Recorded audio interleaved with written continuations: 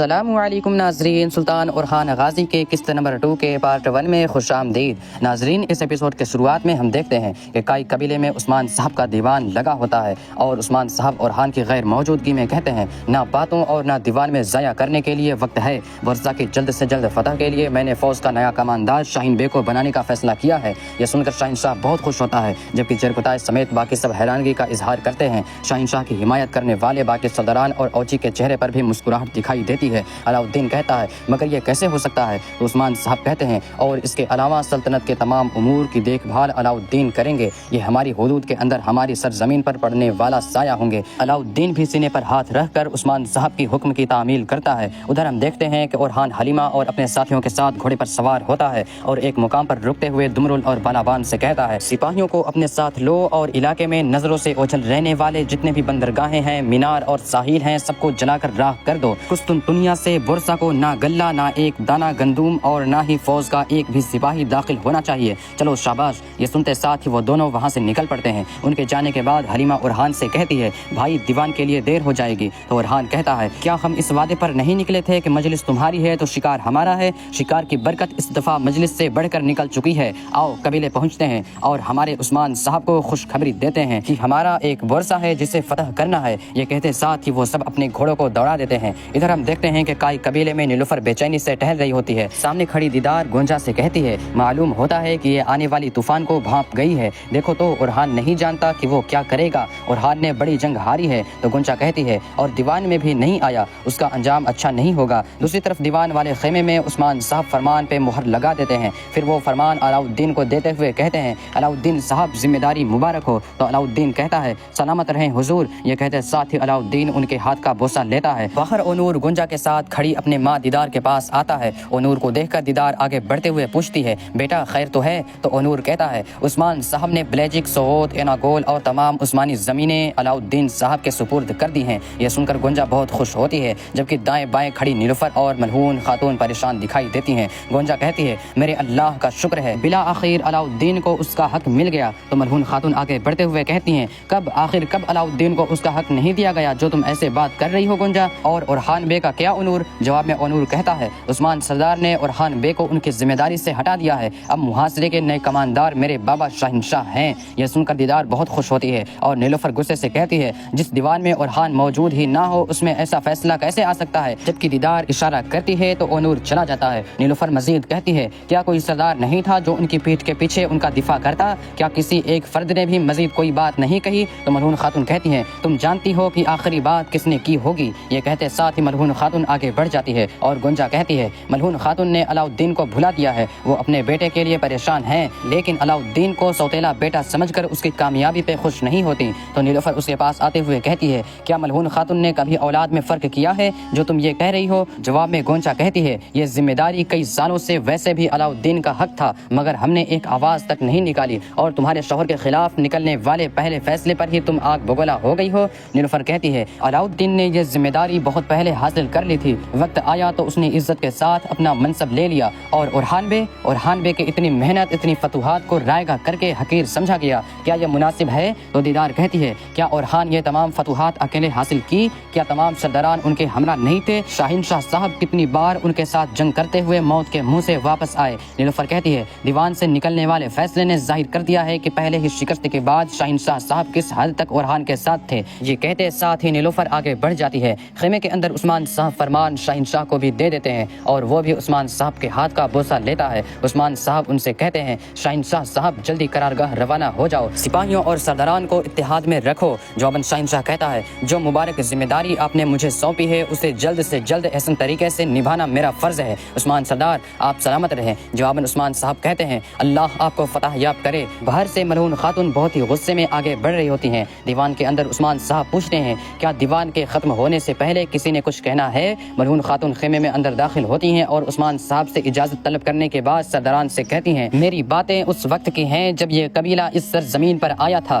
تمام سرداروں اور سپاہیوں کی سربراہی کرنے والی حائمہ خاتون کی طرح میری باتیں سنی جائیں۔ یہ دیوان مشورے کی جگہ ہے، بات تب ختم ہو جاتی ہے جب کہنے کو کچھ نہیں ہوتا، لیکن میرے پاس کہنے کے لیے بہت کچھ ہے۔ عثمان صاحب کہتے ہیں ملہون خاتون دیوان میں آپ کا مقام اور قبیلے میں آپ کی طاقت واضح ہے، آپ بات کریں۔ یہ سنتے ساتھ ہی ملہون خاتون بالکل عثمان صاحب کے ساتھ جا کھڑی ہوتی ہیں اور کہتی ہیں میں جو کہوں گی وہ ارحان کے لیے ہوگا جسے اس کی ذمہ داری سے ہٹایا گیا ہے۔ علاؤالدین کہتا ہے ماں یہ آپ کیا کہہ رہی ہیں؟ تو ملعون خاتون اس سے کہتی ہیں جب اپنے بھائی کے لیے تمہاری زبان خاموش ہے تو مجھ سے بھی خاموشی کی توقع نہ رکھو علاؤالدین۔ علاؤالدین کچھ کہنے لگتا ہی ہے کہ عثمان صاحب اسے خاموش کروا دیتے ہیں۔ شاہنشاہ کہتا ہے معلوم ہوتا ہے کہ ملعون خاتون سنی ہوئی باتوں سے زیادہ خوش نہیں ہے۔ تو ملعون خاتون کہتی ہیں مسئلہ وہ نہیں جو میں نے سنا، مسئلہ وہ ہے جو ارحان نے نہیں سنا، جس ذمہ داری کے لیے اس نے اپنی جان، اپنا خون، اپنے سال وقف کر دیے، اس کی غیر موجودگی میں وہ اس سے چھین لی گئی ہے۔ تو عثمان صاحب کہتے ہیں ملعون خاتون حکم میرا ہے۔ جواب میں ملعون خاتون کہتی ہیں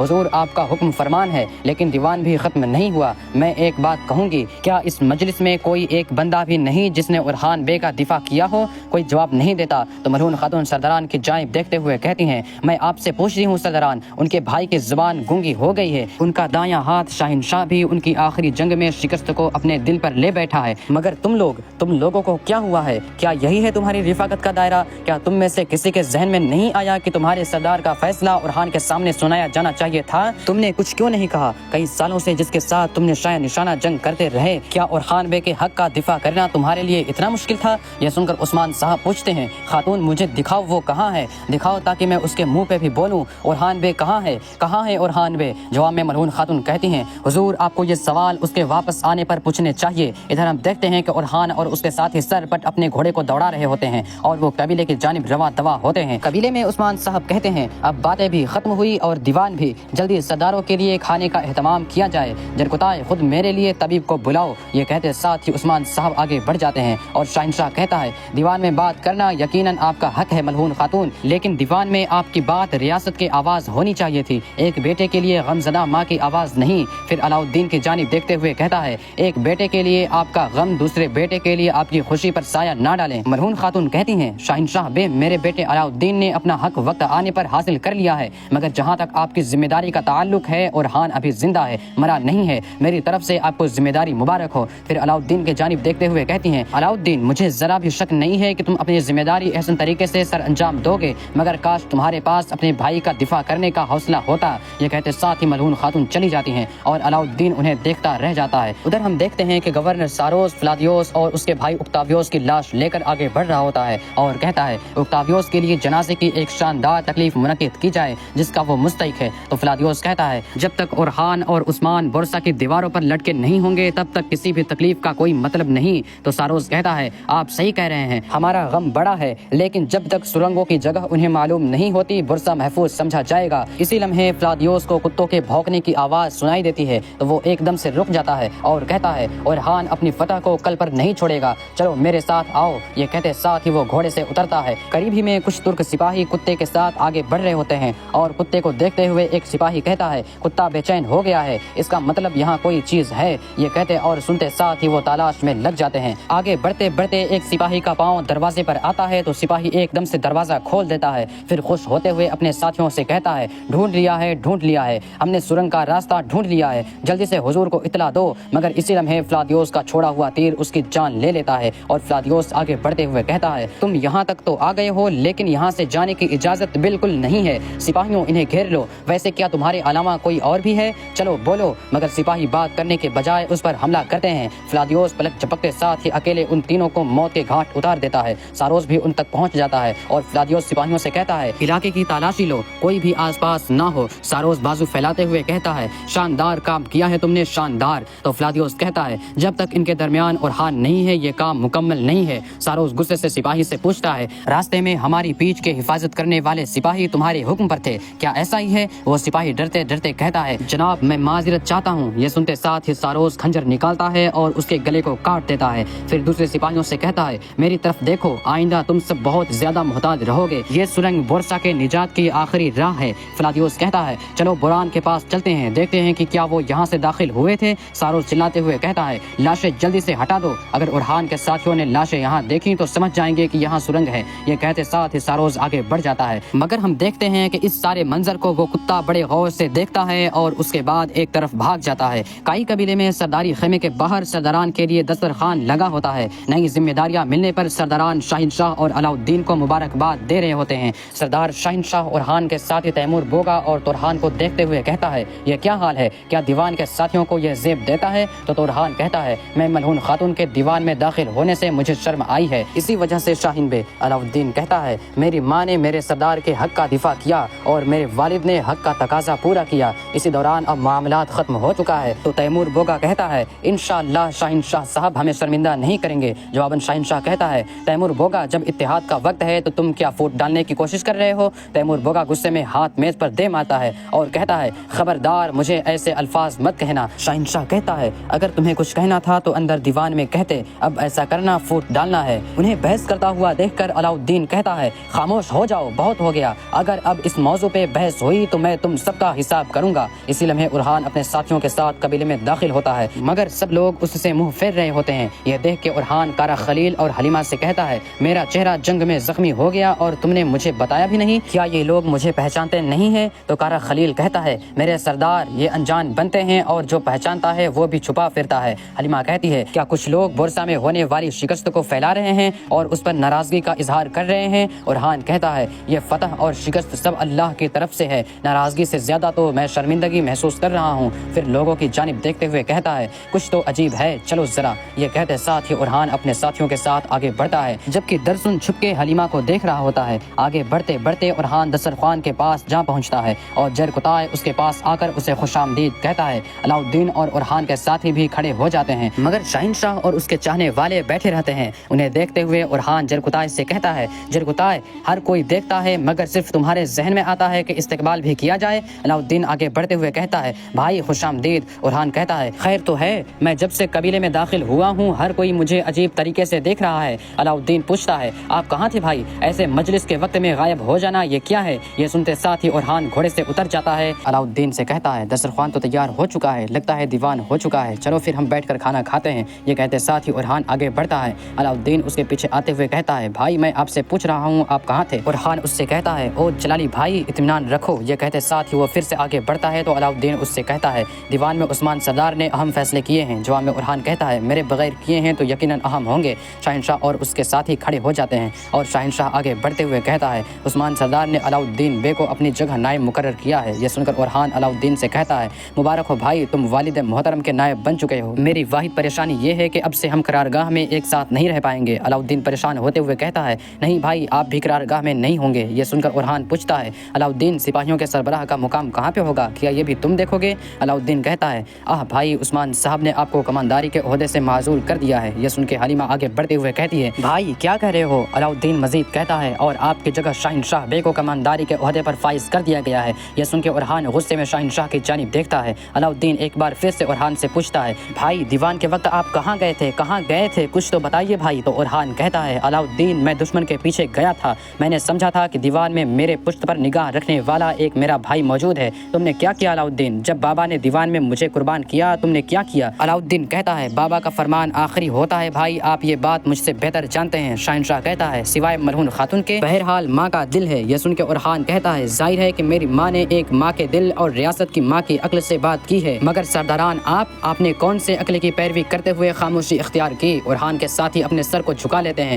تو علاؤالدین کہتا ہے بھائی آپ کو جانے سے پہلے مجھے اطلاع دینی چاہیے تھی، آپ کو دیوان میں اپنا مقام سنبھالنا چاہیے تھا۔ ارحان کہتا ہے میرے بھائی خاموشی بھی اپنے مقام کو عیاں کرتی ہے اور تم نے خاموش رہ کر اپنا مقام ظاہر کر دیا۔ انہیں بحث کرتا دیکھ کر جرکتائے آگے بڑھتا ہے اور کہتا ہے یہ جگہ بات کرنے کی نہیں ہے۔ تو ارحان کہتا ہے آپ درست ہیں جرکتائے، یہ اس کی جگہ نہیں ہے۔ یہ کہتے ساتھ ہی ارحان تلوار بے میان کر کے آگے بڑھتا ہے تو علاؤالدین اسے روکتے ہوئے کہتا ہے بھائی کیا آپ نے عقل کھو دی ہے، آپ کیا کر رہے ہیں؟ ارحان اسے ایک طرف دھکیلتے ہوئے کہتا ہے ہٹ جاؤ ہٹ جاؤ۔ یہ کہتے ساتھ ہی ارحان میز پر سے چھلانگتا ہوا سپاہیوں کو دھکیلتا ہوا سرداری خیمے کے جانب بڑھتا ہے۔ علاؤالدین بھائی بھائی کہتا ہوا اس کے پیچھے آتا ہے مگر شاہین شاہ اسے روک لیتا ہے اور کہتا ہے علاؤالدین اپنے بھائی کو غصے کی بھیٹ مت چڑھا دینا، خیمے کے اندر طبیب عثمان صاحب کا علاج کر رہا ہے۔ عثمان صاحب کہتے ہیں میرے قدم مجھ سے کئی سالوں کا انتقام لیتے ہیں، مگر طبیب تم کس چیز کا انتقام لے رہے ہو؟ یہ دوا عادتگی سے لگاؤ۔ اسی لمحے ارحان ہاتھ میں تلوار اٹھائے خیمے میں اندر داخل ہوتا ہے۔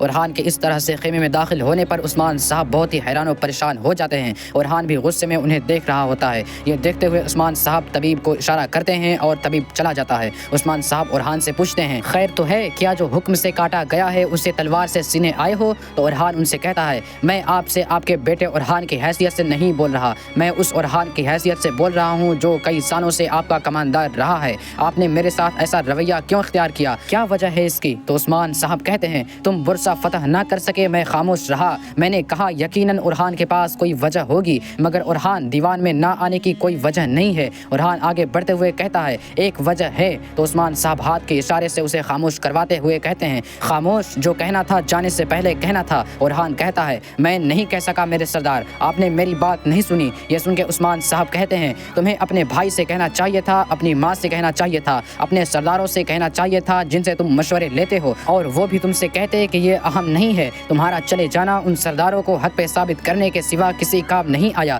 جو تمہیں سرکش سمجھتے تھے تم نے انہیں درست ثابت کر دیا، لیکن نقصان ہمیشہ تمہیں اور مجھے ہوا ہے۔ تم بورسا غلط وقت پر گئے اور میں نے وہ لڑائی ہار دی۔ تم دیوان سے غلط وقت پر گئے اور تم نے کمانداری کھو دی۔ اب تم میں اور ایک سپاہی میں کوئی فرق نہیں۔ یہ کہتے ساتھ ہی اورحان آگے بڑھتا ہے تو پیچھے سے آنے والا علاؤالدین اسے کہتا ہے خبردار خبردار، اب ایک قدم بھی آگے مت بڑھانا۔ مگر اورحان تلوار سیدھی کر کے عثمان صاحب کی جانب بڑھاتے ہوئے کہتا ہے کئی سال پہلے جو یہ تلوار آپ نے مجھے فتح کی ذمہ داری کے ساتھ دی تھی، جب آپ مجھے اس کے لائق نہیں سمجھتے تھے، تو لیجئے۔ یہ کہتے ساتھ ہی وہ بیٹھتا ہے اور تلوار عثمان صاحب کی جانب بڑھا دیتا ہے اور مزید کہتا ہے میں اللہ کی طرف سے آنے والی ہر چیز پر راضی ہوں، اور جس مقصد کے لیے مجھے آپ نے قربان کر دیا اس پر بھی راضی ہوں۔ عثمان صاحب اس سے تلوار لے لیتے ہیں اور اورحان پلٹ جاتا ہے۔ اورحان کے جانے کے بعد عثمان صاحب علاؤالدین سے پوچھتے ہیں کیا تم اپنے بھائی سے خوف زدہ ہوگے؟ چلو جاؤ یہاں سے۔ یہ سنتے ساتھ ہی علاؤالدین بھی چلا جاتا ہے، اور عثمان صاحب اس لمحے کو یاد کرتے ہیں جب خواب میں انہوں نے اورحان کو دیکھا تھا اور اورحان نے ان سے کہا تھا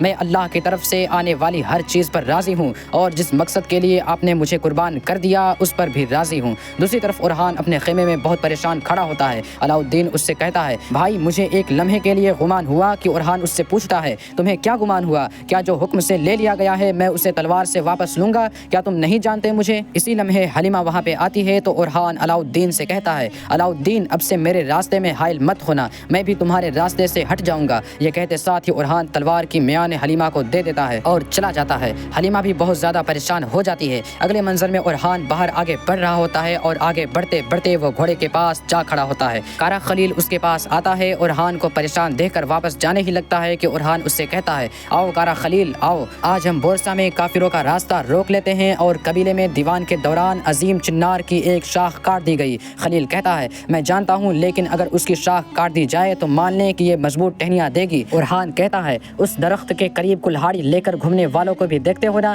خلیل کہتا ہے بالکل میں دیکھتا ہوں، میں اس کلہاڑی کو سجا سنوار کر عثمان سردار کے ہاتھ میں تھمانے والوں کو بھی دیکھتا ہوں۔ اورحان کہتا ہے پھر میرے بابا کیوں نہیں دیکھتے؟ خلیل اگر بابا بھی نہ دیکھتے تو بھائی کہاں دیکھتا ہے؟ وہ کیوں نہیں دیکھتا؟ جواب میں خلیل کہتا ہے حضور آپ بھی جانتے ہیں کہ ہر کوئی فوٹ ڈالنے سے خوف زدہ ہے، شہنشاہ کے سردار۔ تو اورحان اس کی بات کاٹے ہوئے کہتا ہے ورثہ کے معاملے پر میں کسی کو بھی فوٹ ڈالنے کی اجازت نہیں دوں گا۔ اس عظیم چنار سے نہ کوئی شاخ نہ ایک فوٹ توڑنے کی اجازت ہے، نہ تو باہر والوں کو اور نہ ہی اندر والوں کو۔ وہ اپنے چوہے بلی کا کھیل جاری رکھیں۔ خلیل اورحان کی بات آگے بڑھاتے ہوئے کہتا ہے میرے سردار ہم اپنا سفر وہیں سے جاری رکھیں گے جہاں سے چھوڑا تھا۔ اورحان اس کا شکریہ ادا کرتا ہے اور گھوڑے پر سوار ہو جاتا ہے۔ خلیل پوچھتا ہے آپ کہاں جا رہے ہیں حضور؟ تو اورحان کہتا ہے میں قبیلے میں اپنے اوپر لگی ہوئی گرد کو جھاڑتا ہوں، تم میری آنکھ اور کان بنے رہو۔ یہ سن کر خلیل کہتا ہے حضور آپ ہمیشہ آگے دیکھیں، میں آپ کی پشت پر نگاہ رکھوں گا۔ یہ سنتے ساتھ ہی اورحان گھوڑے کو دوڑ لگا دیتا ہے۔ نیلوفر بھی اسے قبیلے سے جاتا ہوا دیکھ جاتی ہے۔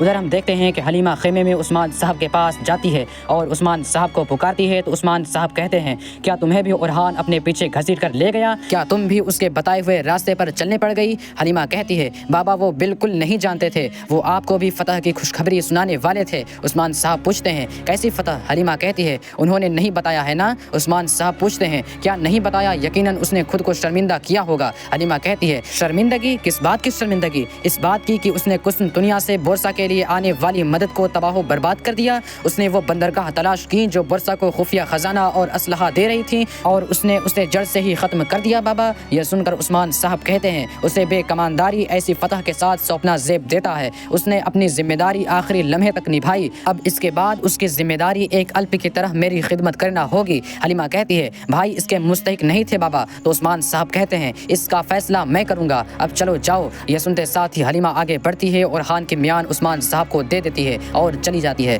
عثمان صاحب تلوار میان میں ڈالتے ہیں اور تکلیف محسوس کرتے ہوئے بستر پر لیٹ جاتے ہیں۔ ادھر ہم دیکھتے ہیں کہ جنگل میں اورحان سر پٹ اپنا گھوڑا دوڑا رہا ہوتا ہے۔ کچھ دیر کے بعد اورحان ایک مقام مقام پر اپنا گھوڑا روک لیتا ہے۔ وہ جیسے ہی گھوڑے سے اترتا ہے نیلوفر وہاں پہنچتی ہے۔ وہ تیزی سے ارحان کے پاس آتی ہے تو ارحان کہتا ہے میرے بابا کا خواب حقیقت بن گیا، وہ چھری انہوں نے چلا دی جو انہوں نے میری گردن پر رکھی تھی، انہوں نے اپنے بیٹے کو بھی اور کئی سالوں کی محنت کو بھی ایک خنجر سے قربان کر دیا۔ یہ سنتے ساتھ ہی نیلوفر اسے گلے لگا لیتی ہے اور پھر اس سے پوچھتی ہے تلوار کہاں ہے ارحان؟ تو جواب میں ارحان کہتا ہے میں نے اسے اس کے مالک کو لوٹا دیا ہے۔ نیلوفر کہتی ہے عثمان صاحب نے وہ تلوار تمہیں بورصہ کا دروازہ کھولنے کے لیے دی تھی۔ جواب میں ارحان کہتا ہے بابا نے اس نئے مالک کو عطا کر دی ہے۔ نیلوفر کہتی ہے بابا نے تمہیں ذمہ داری سے ہٹایا، کیا تم نے بھی ارادہ ترک کر دیا؟ ارحان کہتا ہے میں دسترخوان پر موجود سرداروں سے جدا اپنے بھائی سے جدا لڑوں گا اور یہ اس تلوار سے نہیں ہوگا، جب مقابلہ نیا ہے تو میری تلوار بھی نئی ہوگی۔ نیلوفر کہتی ہے تم بورصہ سے دستبردار نہیں ہوگے۔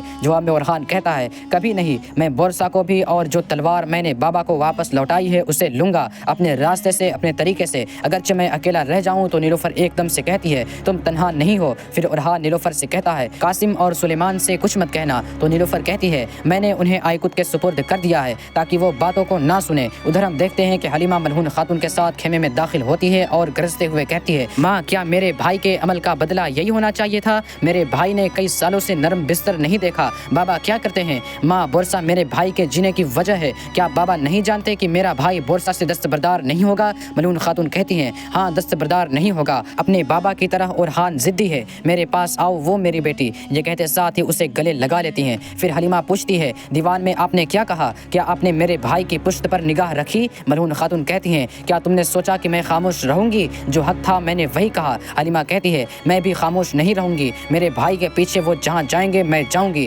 جواب میں ملعون خاتون کہتی ہیں نہیں، اب میری اجازت کے بغیر تم کہیں نہیں جاؤ گی۔ حلیمہ کہتی ہے ماں ہو کیا گیا ہے آپ کو؟ میں بے خبری میں جنگ پر چلی گئی، کیا بابا کی طرح آپ بھی غصہ کریں گی؟ ملعون خاتون کہتی ہیں تم میری اجازت کے بغیر جنگ پر جاتی ہو، تم میری اجازت کے بغیر والد کے خیمے میں داخل ہوتی ہو، تم کب میری بات مانو گی؟ حلیمہ کہتی ہے کیا میرا دل اس بات پر راضی ہوتا کہ میں بھائی کو جنگ میں تنہا چھوڑ دوں؟ ملعون خاتون کہتی ہیں تم اپنی مرضی کرتی ہو، بہنوں کو بھی اپنے پیچھے مصیبت میں گھسیٹتی ہو۔ یہ سن کے حلیمہ کہتی ہے ماں میں باجیان کی سربراہ ہوں، میری اور میری بہنوں کی قدر میدان جنگ میں ہے۔ تو ملعون خاتون کہتی ہیں نہیں، میں نے تم سے تمہاری ذمہ داری واپس لے لی ہے، تم باجیان کے سربراہ اب سے نہیں ہو۔ ملعون خاتون جانے لگتی ہیں تو حلیمہ ان کے راستے میں آ جاتی ہے اور کہتی ہے ماں آپ کیا کر رہی ہیں؟ ایسا نہ کریں۔ تو ملعون خاتون اس سے کہتی ہیں میری اجازت کے بغیر اب تم قبیلے سے باہر نہیں نکلو گی، لیکن پریشان نہ ہو، یہ تب تک ہے جب تک کہ تمہاری شادی نہیں ہو جاتی۔ اب بیٹھو اور اپنا جہیز تیار کرنا شروع کرو، اب تمہارے ہاتھ کو تلوار کے بجائے دوسرے کام کرنے چاہیے۔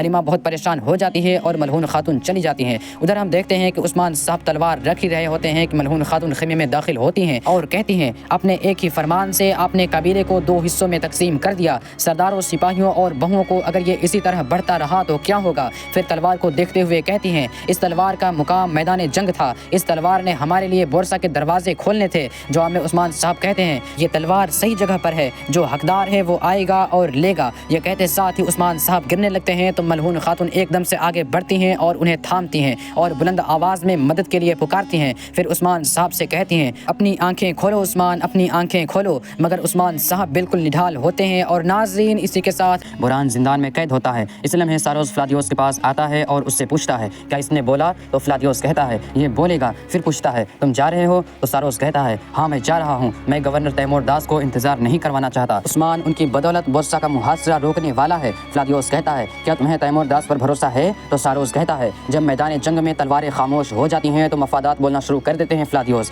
گورنر تیمور داس نہیں چاہتا کہ عثمان مضبوط ہو اور ہم نہیں چاہتے کہ بورصہ ہار جائے۔ فلادیوس کہتا ہے تیمور داس عثمان کو قائل کر پاتا ہے یا نہیں، مجھے اس سے کوئی فرق نہیں پڑتا، میں اپنے بابا اور بھائی کا بدلہ لوں گا ساروس۔ تو ساروس کہتا ہے جب وقت آئے گا تو تم پڑاؤ پر حملہ کر دینا۔ نیچے دیکھتے ہوئے برہان ان کی باتیں سن رہا ہوتا ہے۔ ناظرین اس کے بعد ہم سمندر کنارے بازنطینی پڑاؤ دیکھتے ہیں۔ تاجر ایک سپاہی کے ساتھ آگے بڑھتے ہوئے کہتا ہے ہم نے سنا ہے کہ ارحان صاحب نے بورصہ آنے والے کیمپ پر تباہی مچا دی۔ تو سپاہی اسے کہتا ہے پریشان نہ ہو تاجر، کوئی مسئلہ نہیں ہوگا۔ اسی لمحے دمرل اور بالابان سپاہیوں کے ساتھ ان پر چڑھ دوڑتے ہیں اور آنن فانن انہیں کاٹنا شروع کر دیتے ہیں۔ سپاہی وہاں رکھے ہوئے سامان کو بھی جلا ڈالتے ہیں۔ دمرل اور بالابان ایک دوسرے کے شانہ بشانہ لڑتے ہیں، دونوں کی مہارتیں قابل دید ہوتی ہیں۔ سپاہیوں کو موت کے گھاٹ اتارنے کے بعد بالابان تاجر کو بھی دبوچ لیتا ہے، وہ اسے مارنے ہی لگتا ہے کہ دمرل آگے بڑھتے بڑھتے کہتا ہے رکو رکو، یہ مجھے زندہ چاہیے۔ تو بالابان کہتا ہے میں نے آج تک ان میں سے کسی کو زندہ نہیں چھوڑا، بھائی کیا آپ دوستوں میں میرا مذاق بنانے دیں گے؟ دمرل کہتا ہے جو اپنی عقل کھو چکا ہے اس کا مذاق اڑانا گناہ ہے بھائی، پریشان نہ ہو، کوئی ذکر نہیں کرے کرے گا، اب چلو اسے چھوڑ دو۔ بالابان مان جاتا ہے اور تاجر سے کہتا ہے دنیا ہمارے لیے مٹی کا ایک مٹھی بھر ہے، ہم پھر ضرور ملیں گے۔ یہ کہتے ساتھ ہی اسے چھوڑ دیتا ہے اور دمرل اس سے کہتا ہے میری بات غور سے سنو، جا کر بورسا کے محافظوں کو بتا دو اب بورسا میں جانے والا ہر سامان شولوں میں جل کر جائے گا اور ہر سپاہی کو موت ملے گی، اب دفع ہو جاؤ۔ یہ سنتے ساتھ ہی تاجر بھاگ جاتا ہے۔ ادھر ہم دیکھتے ہیں کہ اورحان کے بیٹے گھوڑوں کے پاس موجود ہوتے ہیں۔ اسی لمحے اورحان نیلوفر کے ساتھ وہاں پہنچتا ہے۔ بچے دوڑتے ہوئے باپ کے گلے لگ جاتے ہیں۔ اورحان بھی ان سے بہت پیار کرتا ہے۔ پھر سلیمان کہتا ہے سب کہتے ہیں کہ آپ کماندار نہیں رہے بابا، کیا یہ سچ ہے؟ قاسم کہتا ہے آپ کے پاس تو تلوار بھی نہیں ہے۔ اورحان پریشان ہو جاتا ہے اور کچھ شرمندہ ہوتے ہوئے کہتا ہے میں انہیں روک نہیں سکا میرے حضور، انہوں نے سن لیا۔ اورحان کہتا ہے بدخبریاں تیزی سے پھیلتی ہیں، یہ درست ہے کہ میں کماندار نہیں رہا، لیکن میں تمہارے دادا کے لیے لڑتا رہوں گا، جب وقت آئے گا تو تم بھی لڑو گے۔ قاسم پوچھتا ہے کیا دادا آپ سے محبت نہیں کرتے کیونکہ آپ بورسا میں ہار گئے تھے؟ اسی لمحے ملعون خاتون کی خادمہ وہاں آتی ہیں اور کہتی ہیں اورحان صاحب عثمان سردار کی طبیعت ٹھیک نہیں ہے، وہ بے ہوش ہو گئے ہیں۔ یہ سنتے ساتھ ہی اورحان نیلوفر کے ساتھ وہاں سے بھاگ پڑتا ہے۔ ادھر ملعون خاتون عثمان صاحب کے پاس موجود ہوتی ہیں۔ اس لمحے علاؤالدین اور اورحان خیمے کے اندر داخل ہوتے ہیں اور بھاگتے بھاگتے عثمان صاحب کے پاس بیٹھتے ہیں۔ اورحان ان سے پوچھتا ہے ماں کیا ہوا؟ تو علاؤالدین اسے کہتا ہے تمہارے خیمے میں آنے سے پہلے یہ ٹھیک تھے، لگتا ہے تمہاری باتوں نے ان کا دل جلایا ہے۔ تو اورحان غصے سے کہتا ہے اپنی زبان سنبھالو علاؤالدین۔ تو ملعون خاتون ان سے کہتی ہیں بس کرو، اپنے بابا کے حضور میں ہو، تمہارے بابا بخار میں جل رہے ہیں۔ اسی لمحے عثمان صاحب کو ہوش آ جاتا ہے۔ یہ دیکھ کر وہ تینوں بہت خوش ہوتے ہیں اور ان سے کہتے ہیں میرے بیٹوں میں ٹھیک ہوں۔ گنجا ایک دم سے انہیں پانی لا کر دیتی ہے اور پھر کہتی ہے ہم سب مشکل وقت سے گزر رہے ہیں، پھر بابا نے بورسا کی خبر کے بعد کھانا چھوڑ دیا ہے علاؤالدین۔ نیلوفر کہتی ہے تم خود کے سوا کچھ نہیں دیکھ رہی، پھر تم نے بابا کو کیسے دیکھ لیا؟ گنجا اپنے الفاظ پر نظر رکھو۔ ملعون خاتون غصے سے کہتی ہیں نیلوفر گنجا بیٹھ جاؤ۔ یہ سنتے ساتھ ہی وہ دونوں چلی جاتی ہیں۔ باہر ہم دیکھتے ہیں کہ قبیلے میں زور زور سے ڈھول بجتے ہیں اور ایک گنجا منگول اپنے سپاہیوں کے ساتھ وہاں پہنچتا ہے۔ انہیں آتا ہوا دیکھ کر راستے کے رکاوٹیں ڈال دی جاتی ہیں اور جرکتائے ہرستوں کے ساتھ آگے آتا ہے۔ سپاہی ایک دم سے چوکنا ہو کر کھڑے ہو جاتے ہیں۔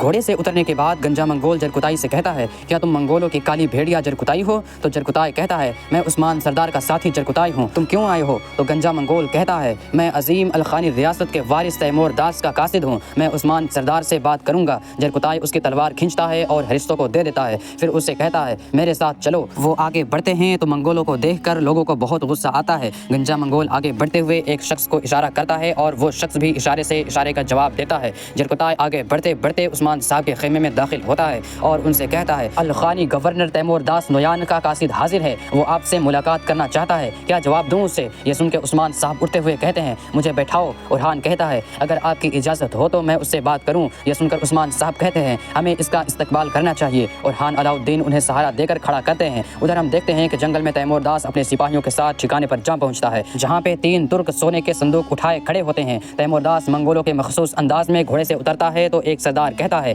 ہم گرمیان سردار کا سلام اور گورنر کے وعدے کے مطابق تحفے لائے ہیں۔ تیمور داس کے اشارے پر سپاہی ان تینوں کو گھٹنے پر کر دیتے ہیں۔ تیمور داس پاؤں سے صندوق کھولتا ہے جو آدھا بھی نہیں ہوتا۔ یہ دیکھ کر تیمور داس اسے پھینک دیتا ہے اور کہتا ہے گنتی کی ضرورت نہیں، پھر سے یہ ادھورا ہے، میں کیسے یقین کروں؟ تمہارے چہرے پر شرم صاف دکھ رہی ہے۔ تو وہ سردار کہتا ہے جیسا کہ آپ جانتے ہیں عثمان بورسا سے تجارتی راستے بند کیے بیٹھا ہے۔ پھر دوسرا کہتا ہے اورحان کسی قافلے کو گزرنے نہیں دیتا۔ تیمور داس چلاتے ہوئے کہتا ہے بس بند کرو بکواس اپنی، ہر بار تم گھٹنے ٹیک دیتے ہو، وہی بہانے، ہر بار معذرت۔ اب تک ہم نے تمہاری جانیں بخش دی ہیں تاکہ تم کائی پر شکایت نہ کرو بلکہ ان سے نپٹو، اور تم کیا کرتے ہو تم؟ ارے یہ کاراسی، یہ تو سمندری ڈاکو بن بیٹھا ہے اور دوسرے سرداران آپس میں دستگریبان ہیں، اور اس دوران اورحان کیا کر رہا ہے؟ وہ مزید فتوحات کی تلاش میں ہے، اور جب ترکمان سرداران کو اس کے فتوحات کی خبر ملتی ہے وہ عثمان کے جھنڈے تلے آ جاتے ہیں۔ میں نے تمہیں چند سکوں کا خزانہ دینے کے لیے نہیں بلایا بلکہ تمہیں ہوش میں لانے کے لیے بلایا ہوں، یا تو تم عثمان کے خلاف متحد ہو جاؤ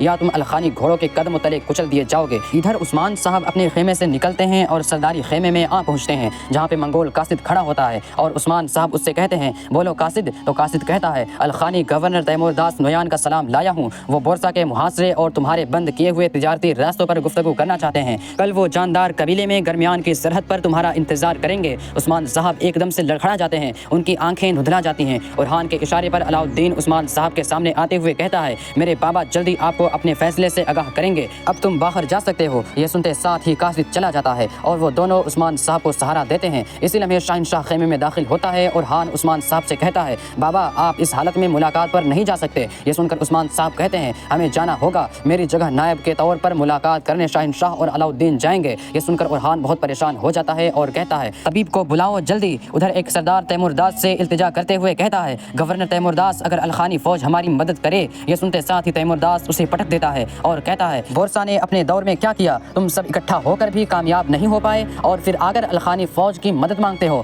میں تم پر صرف ایک احسان کر سکتا ہوں، محاصرے ختم کرنا اور تجارتی راستے واپس کھولنا۔ اس سے تم پہلے کی طرح سکے حاصل کر سکو گے اور اپنا ٹیکس ادا کرو گے، اور باقی بچ جانے والے سکے سے فوج بناتے ہو یا کیا کرتے ہو، تمہاری مرضی۔ یہ کہتے ساتھ ہی تیمورداس بیٹھ جاتا ہے اور کہتا ہے، میرا زہر عثمان کے خیمے میں آہستہ آہستہ گل رہا ہے، اس میز پر جہاں کا ہر چیز کے لیے ہاں کہیں گے۔ جلد ہی بہت اہم مہمان یہاں ہوں گے اور میں فیصلہ کروں گا کہ وہ مہمان کون ہوں گے۔ ادھر عثمان صاحب شہنشاہ سے کہتے ہیں، شہنشاہ، جب سورج طلوع ہوگا تو تم فوراً علاؤالدین کے ساتھ چلے جاؤ۔ شہنشاہ کہتا ہے، میری غیر موجودگی میں قرارگاہ کی کمان کون سنبھالے گا حضور؟ عثمان صاحب پہلے اورحان کی جانب دیکھتے ہیں اور پھر جرکتائے کو دیکھتے ہوئے کہتے ہیں، جرکتائے، یہ فریضہ تمہارا ہے، چلو ہر کوئی اپنا کام دیکھیں۔ یہ سنتے ساتھ ہی سب چلے جاتے ہیں، مگر عثمان صاحب اورحان کو روک لیتے ہیں اور اس سے کہتے ہیں، بوران کو میرے پاس لے کر آؤ۔ تو اورحان کہتا ہے، میرے حضور، جو آپ کا حکم۔ وہ جانے ہی لگتا ہے کہ عثمان صاحب پھر سے اس کا ہاتھ پکڑ لیتے ہیں اور کہتے ہیں، اسے زندہ اور صحیح سلامت حالت میں دیکھنا چاہتا ہوں۔ یہ سنتے ساتھ ہی اورحان چلا جاتا ہے اور ہم دیکھتے ہیں کہ گنجے منگول کو اشارہ کرنے والا شخص وہاں داخل ہوتا ہے۔ باہر جرکتائے اورحان سے کہتا ہے، اورحان صاحب، حضور ٹھیک ہو جائیں گے؟ تو اورحان کہتا ہے، بوران صاحب کو لانے کے بعد اور بہتر ہو جائیں گے۔ جرکتائے پریشان ہوتے ہوئے کہتا ہے، اگر انہوں نے بوران کو مردہ حالت میں دیکھا تو ان کی طبیعت اور خراب ہو جائے گی، ہم یہ بھی نہیں جانتے کہ وہ زندہ رہیں گے یا نہیں۔ جبکہ بورسا میں فلادیوس بوران پہ ٹوٹ پڑتا ہے اور اس سے کہتا ہے، میرے باپ کو مار ڈالا، میرے بھائی کو مار ڈالا۔ بوران اس سے کہتا ہے، تمہارا باپ زخمی تھا، عثمان صاحب نے اپنے ہاتھوں سے اس کا علاج کیا۔ فلادیوس چیختے چلاتے ہوئے کہتا ہے، جھوٹ جھوٹ، تم جھوٹ بول رہے ہو۔ ادھر اورحان جرکتائے سے کہتا ہے، میں چاہتا ہوں کہ بوران صاحب زندہ ہوں، فلادیوس انہیں استعمال کرنا چاہے گا، ہم یا تو اسے زندہ لائیں گے یا ساروس کا سر لائیں گے۔ ہمیں مایوسی میں نہیں پڑنا چاہیے جرکتائے بے، یہ صرف میرے لیے عثمان صاحب کا امتحان نہیں ہے، یہ ہم سب کے لیے ہے اور مجھے کوئی شک نہیں کہ ہم اسے سنبھال سکتے ہیں، بس میں جان لوں کہ میرے ساتھ کون ہے۔ جرکتائے سینے پہ ہاتھ رکھتے ہوئے کہتا ہے، میں ہمیشہ آپ کے ساتھ ہوں میرے حضور۔ وہ شخص عثمان صاحب کے خیمے سے نکلنے کے بعد واپس آگے بڑھ جاتا ہے۔ اورحان جرکتائے سے کہتا ہے، قرارگاہ آپ کے پاس امانت ہے اور بوران صاحب میرے پاس، اب چلو چلتے ہیں۔ یہ کہتے ساتھ ہی اورحان آگے بڑھ جاتا ہے۔ ادھر جنگل میں گورنر ساروس تیمورداس کے ٹھکانے پر پہنچتا ہے اور گھوڑے پر سے پرجوش ہوتے ہوئے کہتا ہے، سلام ہو الخانی معزز گورنر تیمورداس کو۔ تیمورداس اس سے کہتا ہے، ہمارے پاس سلام کا وقت نہیں ہے، چلو آؤ بیٹھ جاؤ۔ یہ سنتے ساتھ ہی ساروس گھوڑے سے اترتا ہے اور اس کے سامنے جا کر بیٹھ جاتا ہے، پھر اس سے کہتا ہے، جس نے بورسا کا اکیلے اتنے سال دفاع کیا، اکیلے، کیا وہ شخص بہتر استقبال کا مستحق نہیں تھا؟ تو تیمورداس پوچھتا ہے، میں نے تمہیں کیوں اپنی میز پر مدعو کیا؟ تم اور کیا چاہتے ہو؟ دیکھو، کیا تم دیکھ رہے ہو کہ ترک قاصد وہاں کس طرح معصوم بن کر انتظار کر رہے ہیں؟ کیا تمہیں لگتا ہے کہ تم نے اورحان کو اکیلے شکست دی ہے؟ خود کو الخانی گورنر کے برابر سمجھتے ہو؟ ساروس ترک کو دیکھتے ہوئے کہتا ہے، میں یہاں ان کے بدصورت چہرے نہیں دیکھنے آیا، میں یہاں عثمان کے شکست بوڑھے چہرے کو جوڑیوں والا دیکھنے آیا ہوں۔ گورنر تیمورداس کہتا ہے، بدقسمتی سے نہ تو اورحان اور نہ ہی عثمان ہمارے ساتھ شامل ہوں گے۔ اورحان تمہاری بدولت ان کی آنکھوں سے گر گیا اور عثمان میری بدولت بستر پر ہے۔ ساروس پوچھتا ہے، اگر ایسا ہے تو پھر ان بھیڑیوں کی میز پر کائی کس کو بھیجیں گے؟ یا کہیں وہ علاؤالدین نامی بھیڑ؟ میں بھیڑیا کا مزہ چکھنے کے لیے انتظار کر رہا ہوں۔ کائی قبیلے میں نیلوفر خیمے سے نکلتے ہوئے اورحان سے کہتی ہے،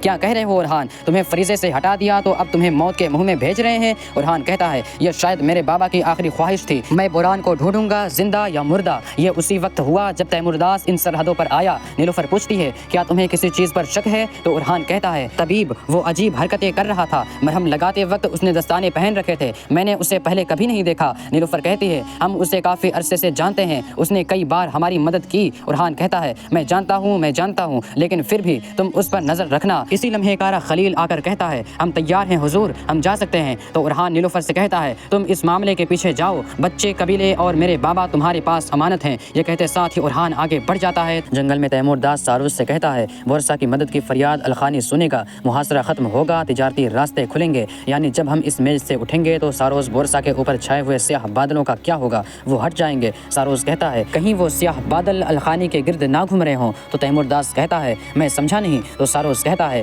عثمان نے تمہاری شہرہ ریشم کا راستہ روک دیا اور خان نے ان ترک سرداروں کا راستہ روک دیا جو چند سونے کے سکے جمع کیے ہیں۔ فوج تو چھوڑو، تم صرف اس طرح کی میز لگا سکتے ہو۔ کیا ایسا نہیں ہے تیمورداس؟ جو تم نے مجھے دیا وہ تحفہ نہیں، مجبوری تھی۔ تیمورداس غصے سے کھڑا ہو جاتا ہے۔ بازنطینی اور منگول بھی ہتھیار کھینچ لیتے ہیں۔ سپاہیوں کو روکتے ہوئے تیمورداس کہتا ہے، میں کئی قبیلے کو تاریخ سے مٹا دوں گا، اور خان کی شکست، عثمان کی بیماری اور ہمارا اتحاد۔ تو ساروس کھڑے ہوتے ہوئے کہتا ہے، دیکھو، اگر تم ناکام ہوگے تو میں اپنے راستے پر چلوں گا۔ میں وہ واحد شخص ہوں جس نے اورحان کو شکست دی ہے۔ میرے کمانڈر فلادیوس کے بدولت میں ان کی قرارگاہ کو تباہ کر کے انہیں دوبارہ شکست دے سکتا ہوں، تمہارے بغیر ان کے لیے مجھے اپنی طاقت دکھاؤ۔ ناظرین، اس کے بعد ہم دیکھتے ہیں کہ کائی قبیلے میں اورہان آگے بڑھتے ہوئے سپاہیوں کے پاس آتا ہے تو آئیکوت کہتا ہے، حضور آپ کا راستہ آسان ہو، انشاءاللہ آپ اپنے نئے فرض میں کامیاب ہوں گے۔ تو اورہان پوچھتا ہے، کیا تم جانتے ہو کہ میرا فریضہ کیا ہے آئیکوت؟ تو آئیکوت کہتا ہے، حضور اگر آپ کا کوئی فریضہ نہ بھی ہو تو بھی آپ ہمارے لیے سب سے اسی لمحے شہنشاہ کے ساتھ وہاں پہنچنے والا علاؤالدین کہتا ہے، فرائض عہدوں کا تعین نہیں کرتے آئیکوت، اورہان صاحب ہمیشہ اورہان صاحب ہی رہیں گے۔ یہ سن کر اورہان اس کا شکریہ ادا کرتا ہے۔ شہنشاہ اورہان سے پوچھتا ہے، کہاں جا رہے ہیں اورہان صاحب؟ اورہان کہتا ہے، میں اور میرے سپاہی برسوں سے لڑتے آ رہے ہیں، میں ان سے معافی مانگنے کا مستحق ہوں، ہے نا علاؤالدین؟ علاؤالدین کہتا ہے، ضرور حق ہے بھائی۔ شہنشاہ کہتا ہے، اب ہم بھی حق حلال کرتے ہیں۔ تو اورہان کہتا ہے، آپ نے جرگے میں ادا کر دیا ہے اور میرے لیے دعا کی میں نے سنا۔ شہنشاہ کہتا ہے، دعا تمہارے بابا کرتے ہیں، ہم صرف آمین کہہ سکتے ہیں۔ علاؤالدین کہتا ہے، کیا بابا کو نہیں جانتے بھائی؟ انہوں نے اپنا فیصلہ سنا دیا، میں جانتا ہوں کہ آپ کو تکلیف ہوئی ہے لیکن یہ فیصلہ آپ کی فتوحات پر کبھی سایہ نہیں پڑے گا۔ شہنشاہ کہتا ہے، اب سے آپ کا سایہ بورسا پر بھی نہیں پڑنا چاہیے، میں یہ اس لیے کہہ رہا ہوں کہ مجھے تمہاری فکر ہے۔ تو اورہان کہتا ہے، فکر نہ کرے شہنشاہ صاحب، اب سے بورسا تمہارا، پہاڑ اور وادیاں ہماری ہوں گی۔ یہ کہتے ساتھ ہی اورہان آگے بڑھتا ہے اور گھوڑے پر سوار ہو جاتا ہے۔ جرکتائی حریصوں کے ساتھ وہاں پہنچتا ہے۔ علاؤالدین اورہان سے کہتا ہے، بھائی بے شک ہم مختلف سمتوں میں جائیں، بابا کے کھولے ہوئے راستے نصیب ہوں۔ جواب میں اورہان کہتا ہے، ایک ہی راستے پر ایک دوسرے کا سامنا کرنے سے بہتر ہے بھائی اللہ آپ کا حامی و ناصر ہو۔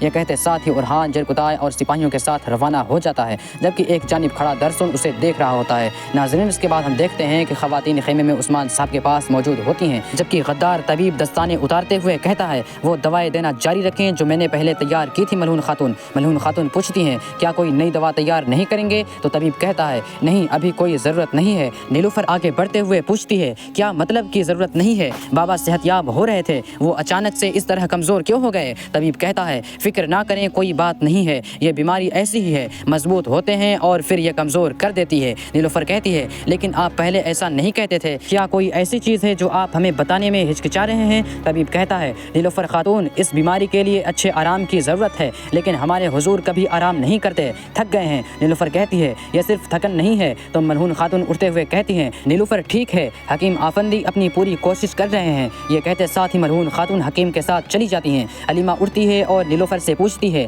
بھابھی خیر ہے؟ آپ اس آدمی سے ایسے بات کر رہی تھیں جیسے آپ ان سے پوچھ تاچھ کر رہی ہوں۔ نیلوفر کہتی ہے، تمہارا بھائی بابا کو تیمور داس سے ملنے کے وقت طبیعت کا خراب ہو جانا اسے اچھا نہیں لگا۔ حلیمہ پریشان ہوتے ہوئے کہتی ہے، کیا انہوں نے بابا کو اس لیے بیمار کیا ہے کہ وہ نہیں چاہتے کہ وہ اس سے ملنے کے لیے جائیں؟ نیلوفر کہتی ہے، صبح ٹھیک تھے، جو ہوا اچانک ہوا، اب علاؤالدین اور شہنشاہ اس سے ملاقات میں جائیں گے، بابا کے قریب ہونے والا واحد شخص طبیب ہے، ہم اس کا پیچھا کریں گے، انشاءاللہ اورہان غلط ہوگا۔ ادھر ہم دیکھتے ہیں کہ قرارگاہ میں اوچی سرداران کے ساتھ منصوبہ ترتیب دے رہا ہوتا ہے۔ اس لمحے اورہان جرکتائی اور سپاہیوں کے ساتھ قرارگاہ میں داخل ہوتا ہے۔ اورہان کو دیکھتے ساتھ ہی اوچی اور دو سرداروں کو بہت غصہ آتا ہے۔ اورہان گھوڑے سے اترتا ہی ہے کہ اوچی پوچھتا ہے، اورہان صاحب خیر تو ہے؟ کیا حضور نے آپ کو فریضے سے برطرف نہیں کیا؟ دوسرا کہتا ہے، آپ یہاں کیا کر رہے ہیں؟ ہمارے کماندار شہنشاہ صاحب کہاں ہیں؟ تو جرکتائی کہتا ہے، تمہارا کماندار شہنشاہ صاحب عثمان صاحب کے دیے ہوئے فریضے پر گیا ہے اور ان کی جگہ مجھے یہ فریضہ ملا ہے کہ میں ان کی کمانداری کروں، اور اورہان صاحب سپاہیوں کو الوداع کہنے اور ان سے معافی مانگنے کے لیے یہاں ہیں۔ یہ سنتے ساتھ ہی اورہان کے وہاں موجود سپاہی اس سے کہتے ہیں، ہمارے تمام حقوق آپ کے لیے حلال ہیں میرے حضور۔ تو جرکتائی مزید کہتا ہے، جو کہ اورہان صاحب یہاں آ گئے ہیں تو ان کے سپاہیوں کو لوٹنے تک وہ خیمے میں میرے مہمان ہیں، چلے اورہان صاحب تشریف لائیں۔ یہ سنتے ساتھ ہی اورہان خیمے کی جانب بڑھتا ہے۔ اوچی آگے بڑھتے ہوئے کہتا ہے، اس کی جرت کیسے ہوئی یہاں آنے کی؟ اسی لمحے بالابان اور دمرل بھی وہاں پہنچ جاتے ہیں۔ انہیں دیکھ کر اوچی کہتا ہے، اس کے سپاہی بھی آ گئے ہیں، اب اگر اس نے ٹھہرنے کی کوشش کی تو ہم اسے راستہ دکھائیں گے۔ بالابان اور دمرل خیمے کی جانب بڑھ جاتے ہیں۔ اوچی خیمے کو دیکھتے ہوئے کہتا ہے، وہ اب خیمے میں ہیں لیکن خیمہ اس کا نہیں ہے۔ اندر خیمے میں اورخان جرکتائی اور اپنے ساتھیوں کے ساتھ موجود ہوتا ہے۔ بالابان اس سے کہتا ہے، حضور کیا ہو رہا ہے؟ جو کچھ ہم نے سنا تو جرکتائی کہتا ہے، بالابان اورخان صاحب کی اب زیادہ اہم ذمہ داری ہے۔ اورخان کہتا ہے، اب میری بات غور سے سنو، ہم بورسا میں داخل ہوں گے، بران صاحب کو لے کر نکلیں گے۔ جرکتائی صاحب رات کو شہر کے وسیل پر جا کر بران صاحب کے بدلے ساروس کو 10 قیدی پیش کریں گے۔ بالابان ایک دم سے کہتا ہے، حضور وہ بران کو نہیں دیں گے، بران صاحب عثمان صاحب کے خاص آدمی ہیں، وہ ان کے ٹکڑے ٹکڑے کر کے جو جانا چاہتے ہیں جانے کی کوشش کریں گے۔ جرکتائی کہتا ہے، میں نے بھی اورخان صاحب کو یہی کہا، لیکن کیا تم جانتے ہو کہ انہوں نے کہا کہ ٹھیک ہے میں اشارہ کروں گا، گویا وہ نہیں مانیں گے، سودے بازی ہوگی، شدت اختیار ہو جائے گی، اور جب ان کی توجہ مجھ پر ہوگی تو اورحان کہتا ہے اس وقت ہم چاروں قلعے میں گھس جائیں گے۔ خلیل کہتا ہے ہم پہاڑ کی طرف سے بورسا میں داخل ہوں گے۔ وہ بے خبر رہیں گے کیونکہ انہیں یقین ہے کہ وہاں سے کوئی حملہ نہیں ہوگا۔ جب اورحان صاحب نے بوران صاحب کو بھیجا تھا تو مجھے بھی ان کے ساتھ بھیجا گیا تھا۔ اورحان کہتا ہے میں نے بوران صاحب کو اس مشکل صورتحال میں ڈالا، یا تو میں انہیں واپس نکالوں گا یا میں خود وہاں مر جاؤں گا۔ ادھر علاؤالدین دستاویزات دیکھتے ہوئے گونجا سے کہتا ہے ہمارے لیے محاصرہ بہت مشکل ہو گیا ہے۔ گونجا خزانے کی حالت اچھی نہیں ہے، ہمارے پاس اب جلد سے جلد بورسا کو فتح کرنے کے علاوہ کوئی چارہ نہیں بچا۔ گونجا اس کے پاس بیٹھتے ہوئے کہتی ہے علاؤالدین تم ٹھیک کہہ رہے ہو، لیکن شاہنشاہ صاحب اب سے تمہارے ماتحت ہوں گے۔ علاؤالدین پوچھتا ہے تم کیا کہنا چاہ رہی ہو گونجا؟ تو گونجا کہتی ہے میں یہ کہنا چاہ رہی ہوں کہ وہ تمہاری حفاظت کریں گے۔ اگر اورحان یہاں ہوتا تو تمہیں اندازہ بھی نہیں ہے کہ کیا ہو سکتا تھا، جبکہ بابا کی بیماری دن بدن بڑھتی جا رہی ہے۔ اللہ ان سے راضی ہو کہ انہوں نے یہ فریضہ تمہیں سونپا۔ تم اور شاہنشاہ صاحب ہماری ریاست کو مضبوط کرو گے اور بورسا کو فتح کرو گے انشاءاللہ۔ ملعون خاتون اور حلیمہ کو تھوڑا سا مسئلہ ہے، خبر ملنے پر کاش تم دیکھ سکتے کہ وہ کتنے غصے میں تھیں۔ علاؤالدین کون جانے کہ انہوں نے جرگے میں کیا کیا کہا۔ علاؤالدین کہتا ہے وہ ایسے سوچ رہی ہیں جیسے میں اپنے بھائی سے کچھ چھین رہا ہوں۔ اللہ میرا شاہد ہے خاتون، میرا واحد مقصد ریاست کی بقا ہے۔ رات کے وقت جرکتائے سپاہیوں کے ساتھ بورسا کے باہر پہنچتا ہے۔ انہیں آتا ہوا دیکھ کر بلندی پر کھڑا سپاہی کہتا ہے جناب وہ آ گئے ہیں۔ یہ سنتے ساتھ ہی فلادیوس سامنے آتا ہے اور پوچھتا ہے کیوں آئے ہو، کیا بورسا میں مرنے کا ارادہ ہے؟ تو جرکتائے کہتا ہے بات کرنے اور اتفاق کرنے کے لیے، بوران مجھے دے دو، میں اس کے بدلے تمہارے 10 سپاہیوں کو تمہارے حوالے کروں گا۔ فلادیوس کہتا ہے جب بوران بولے گا تو میں بالکل اسے تمہیں واپس کر دوں گا، میرا مطلب ہے کہ اس کی لاش۔ دوسری طرف اورحان اپنے سپاہیوں کے ساتھ چپکے آگے بڑھ رہا ہوتا ہے اور وہ اس پہاڑی پر جا پہنچتے ہیں جہاں سے انہیں بورسا میں داخل ہونا ہے۔ ادھر جرکتائے فلادیوس سے کہتا ہے بوران کو اپنے پاس رکھنے سے تمہیں کوئی فائدہ نہیں ہوگا، تم اس سے بات کرنے کے قابل نہیں ہوگے، وہ بات بھی نہیں کرے گا۔ فلادیوس کہتا ہے شاید تم ٹھیک کہہ رہے ہو، لیکن میں بوران کو گرفتار رکھ کے تمہیں تکلیف تو پہنچا سکتا ہوں۔ تمہارے عثمان صاحب نے اس بارے میں کیا کہا؟ جرکتائے کہتا ہے مختصر بات کرتا ہوں، بوران کو ہمارے حوالے کرو گے یا نہیں؟ فلادیوس ہنسنے لگ جاتا ہے۔ ادھر اورحان اپنے ساتھیوں کے ساتھ رسی کا استعمال کرتے ہوئے بورسا کی دیوار پر چڑھنے کی کوشش کر رہا ہوتا ہے۔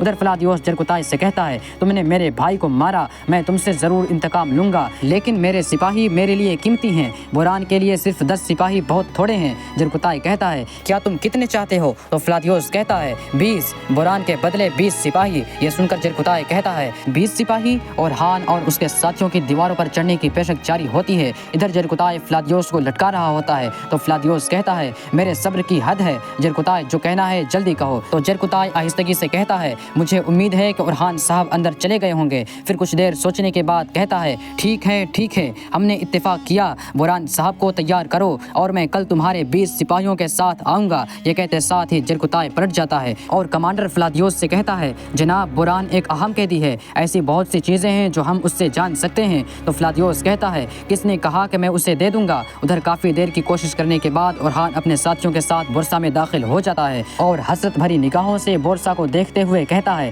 بورسا میرے بابا کا خواب ہے اور میری ملت کا مستقبل کا میرا مقدر، میں تمہیں ایک دن ضرور لے لوں گا، ان دیواروں سے چڑھ کر نہیں بلکہ وہ دن قریب ہے جب میں فخر سے تمہارے دروازے سے داخل ہوں گا۔ اس کے ساتھ ہی وہ سب اندھیرے میں آہستہ آگے بڑھتے ہیں اور محتاط انداز میں وہاں کھڑے دونوں فوجیوں کو مار ڈالتے ہیں، پھر ان کی لاشوں کو ٹھکانے لگاتے ہوئے صورتحال کا جائزہ لیتے ہیں۔ سپاہیوں کو دیکھ کر کارا خلیل کہتا ہے میرے حضور آپ ٹھیک کہہ رہے ہیں، یہ کسی چیز کے پیچھے ہیں۔ تو اورحان کہتا ہے ہم جان لیں گے، آؤ پہلے بوران صاحب کو بچائیں۔ کئی قبیلے میں ملعون خاتون پریشان ہوتے ہوئے کہتی ہیں ان کا بخار کم نہیں ہو رہا۔ تو علاؤالدین کہتا ہے میرے بابا ہماری دعاؤں سے ٹھیک ہو جائیں گے انشاءاللہ۔ پھر حکیم سے پوچھتا ہے مجھے بتائیں حکیم صاحب کیا میری غیر موجودگی میں بیماری شدت اختیار کر گئی ہے؟ تو حکیم کہتا ہے ان کا درجہ حرارت وقتاً فوقتاً بڑھتا رہتا ہے، جیسا کہ آپ نے ہدایت کی تھی، میں نے ان کے درد کو کم کرنے کے لیے آپ کے بتائی ہوئی دوائیاں دی ہیں۔ علاؤالدین کہتا ہے جو پھول میں نے مرہم میں شامل کرنے کے لیے دیا تھا اس کی مقدار 3 گنا بڑھا دو، میں واپس آتے ہی بابا کا خود خیال رکھوں گا۔ یہ سنتے ساتھ ہی حکیم چلا جاتا ہے اور علاؤالدین عثمان صاحب کے پاس بیٹھتے ہوئے کہتا ہے میرے لیے میرے بابا کو اس طرح سے چھوڑ کر جانا بہت مشکل ہے۔ تو ملعون خاتون اس سے کہتی ہیں میں ان کے ساتھ ہوں، تم اور تمہارا بھائی ریاست کی قیادت کے ذمہ دار ہو، یہ تمہارے بابا کو سب سے زیادہ خوش کرتا ہے۔ علاؤالدین کہتا ہے پانی اور سرکہ باقاعدگی سے تبدیل کرتے رہیے گا۔ ملعون خاتون کہتی ہیں تیمور شاہ نامی اس بدماش کی چالوں سے محتاط رہنا۔ یہ سنتے ساتھ ہی علاؤالدین چلا جاتا ہے۔ شاہنشاہ علاؤالدین سے پوچھتا ہے کیا اورحان صاحب نے اس صورتحال کے بارے میں کچھ کہا ہے؟ تو علاؤالدین کہتے ہیں اس نے مبارکباد دی اور کہا کہ ہر کام میں فتح یاب ہوں۔ شہنشاہ کہتا ہے تمہارے خیال میں کیا وہ وہی کہتا ہے جو وہ سوچتا ہے؟ جواب میں علاؤالدین کہتے ہیں اب اس کی کوئی اہمیت نہیں رہی شہنشاہ صاحب، بابا نے اپنا فیصلہ سنا دیا ہے، فریضہ اب ہمارا ہے۔ شہنشاہ کہتا ہے جب تک ہم ایک دوسرے کا ساتھ دیں گے ہم اس کام میں کامیاب ہوں گے انشاءاللہ، تمہارے بھائی کا سکون سے کھڑے رہنا ہی کافی ہے۔ علاؤالدین غصے سے پلٹتا ہے اور کہتا ہے میرا بھائی بہادر ہے اور مضبوط ہے شہنشاہ صاحب، اور وہ ریاست کی راہ میں رکاوٹ نہیں بنتا، وہ صرف اپنے آپ کو نقصان پہنچاتا ہے، یہ چیز مجھے پریشان کرتی ہے۔ شہنشاہ کہتا ہے اللہ سب کو تم جیسا بھائی نصیب کرے، ہر ریاست کو تم جیسا بھائی اور رہنما نصیب ہو۔ علاؤالدین کہتا ہے شکریہ، لیکن اب عمل کا وقت ہے، تعریف کا نہیں۔ میرا بھائی کامیاب نہیں ہو سکا لیکن میرے بابا کا خواب ضرور پورا ہوگا انشاءاللہ۔ یہ کہتے ساتھ ہی علاؤالدین واپس بیٹھتے ہیں اور شہنشاہ پوچھتا ہے اورحان صاحب کہاں ہیں؟ وہ الوداع کہنے گئے تھے لیکن ابھی تک واپس نہیں آئے ہیں۔ علاؤالدین بھی سوچ میں پڑ جاتے ہیں۔ بورسا میں اورحان اور اس کے ساتھیوں کی کارروائیاں جاری ہوتی ہیں، وہ آگے بڑھتے ہیں، کافروں کو جہنم واصل کرتے ہیں اور محتاط انداز میں ان کی لاشیں بھی ٹھکانے لگاتے ہیں۔ اورحان کارا خلیل سے کہتا ہے ان فوجیوں کے کپڑے پہن لو۔ خلیل کہتا ہے میرے حضور اگر فوجیوں نے آپ کو پہچان لیا تو کیا ہوگا؟ اپنی جگہ مجھے زندان میں جانے دیں۔ تو اورحان صاحب کہتے ہیں مجھے تمہارے دماغ کی ضرورت ہے خلیل۔ یہ سنتے ساتھ ہی خلیل بازنطینوں والے کپڑے پہننے لگ جاتا ہے۔ قبیلے میں دیدار شہنشاہ سے کہتی ہے میں مایوسی کی باتیں نہیں کرنا چاہتی لیکن اگر عثمان صاحب کا انتقال ہو گیا تو کیا ہوگا؟ شہنشاہ کہتا ہے اللہ نہ کرے خاتون ایسا ہو، لیکن عہدے کے تنازع کو اب روکنا ضروری ہے ورنہ فتنہ پھیلے گا۔ دیدار کہتی ہے علاؤالدین نائب کے طور پر کھڑا ہے، عثمان صاحب کے بعد یہ منصب بذات طور پر اس کا ہوگا اور آپ اس کے پیچھے کھڑے ہونے کی وجہ سے انشاءاللہ ہر معاملے میں وہ کامیاب ہوگا۔ وہ شہنشاہ کہتا ہے علاؤالدین پرسکون اور فرما بردار ہے، کل جب وہ اس عہدے پر بیٹھے گا تو میرے حکم کو اپنا حکم سمجھے گا لیکن وارث کی کمی اسے آگے بڑھنے سے روک دے گی۔ اورحان کے لیے راستہ کھلا ہے، تم جاؤ اور گونچا کو کسی طرح سے راضی کرو، اب صورتحال بدل چکی ہے، انتظار کا وقت نہیں ہے، ایسی عورت تلاش کرو جو علاؤالدین کے لیے بیٹے کو جنم دے سکے۔ دیدار کہتی ہے گونچا سمجھدار ہے، وہ اپنے شوہر کے مستقبل کے بارے میں سوچے گی، میں اسے دیکھتی ہوں۔ شہنشاہ کہتا ہے فاطمہ کے بارے میں بھی جلدی کرو، ہمیں ہر طرف سے خود کو بچانا چاہیے۔ تو دیدار کہتی ہے گونجا مجھ سے متفق ہے اور جب فاطمہ آئے گی تو وہ اس پر دباؤ ڈالے گی اور میں اس کے بعد سب سنبھال لوں گی۔ ملعون خاتون عثمان صاحب کے مرنے سے پہلے اپنی بیٹی کی شادی دیکھنا چاہیں گی۔ شہنشاہ کہتا ہے مجھے تم پر پورا اعتماد ہے، چلو اب یہ جگہ تمہاری امانت میں ہے۔ بورسا میں اورحان کے ساتھی اورحان کو قیدی بنائے ہوئے زندان کے پاس پہنچتے ہیں، وہاں موجود دو محافظ پوچھتے ہیں یہ کون ہے؟ تو کارا خلیل کہتا ہے یہ فلادیوس کا نیا شکار ہے۔ پھر دوسرا کہتا ہے یہ بیوقوف ہیں، انہیں لگتا ہے کہ یہ بورسا جیسے شہر میں دراندازی کر سکتے ہیں، کیا یہ واقعی اتنا آسان ہے؟ جبکہ نیچے مڑا ہوا اورحان زندان میں بوران کو دیکھ رہا ہوتا ہے۔ دمرل ان سپاہیوں سے کہتا ہے اسے زندان میں ڈال دو اور چلو اپنا کام کرتے ہیں۔ یہ سنتے ساتھ ہی سپاہی آگے بڑھ کر اورحان کو زندان میں ڈال دیتے ہیں اور اورحان کے ساتھ ہی پلٹ جاتے ہیں۔ زندان میں اورحان دوسرے زندان میں قید بوران کو دیکھنے لگ جاتا ہے۔ ادھر ہم دیکھتے ہیں کہ کائی قبیلے میں نیلوفر اورحان کو یاد کر رہی ہے اور گلے میں ہار کو دیکھتے ہوئے اس لمحے کو یاد کرتی ہے جب جنگل میں اورحان نے اسے ہار دیا تھا۔ اس خیال کے بعد وہ غمگین ہوتے ہوئے کہتی ہے اے میرے اللہ اورحان کی حفاظت فرما۔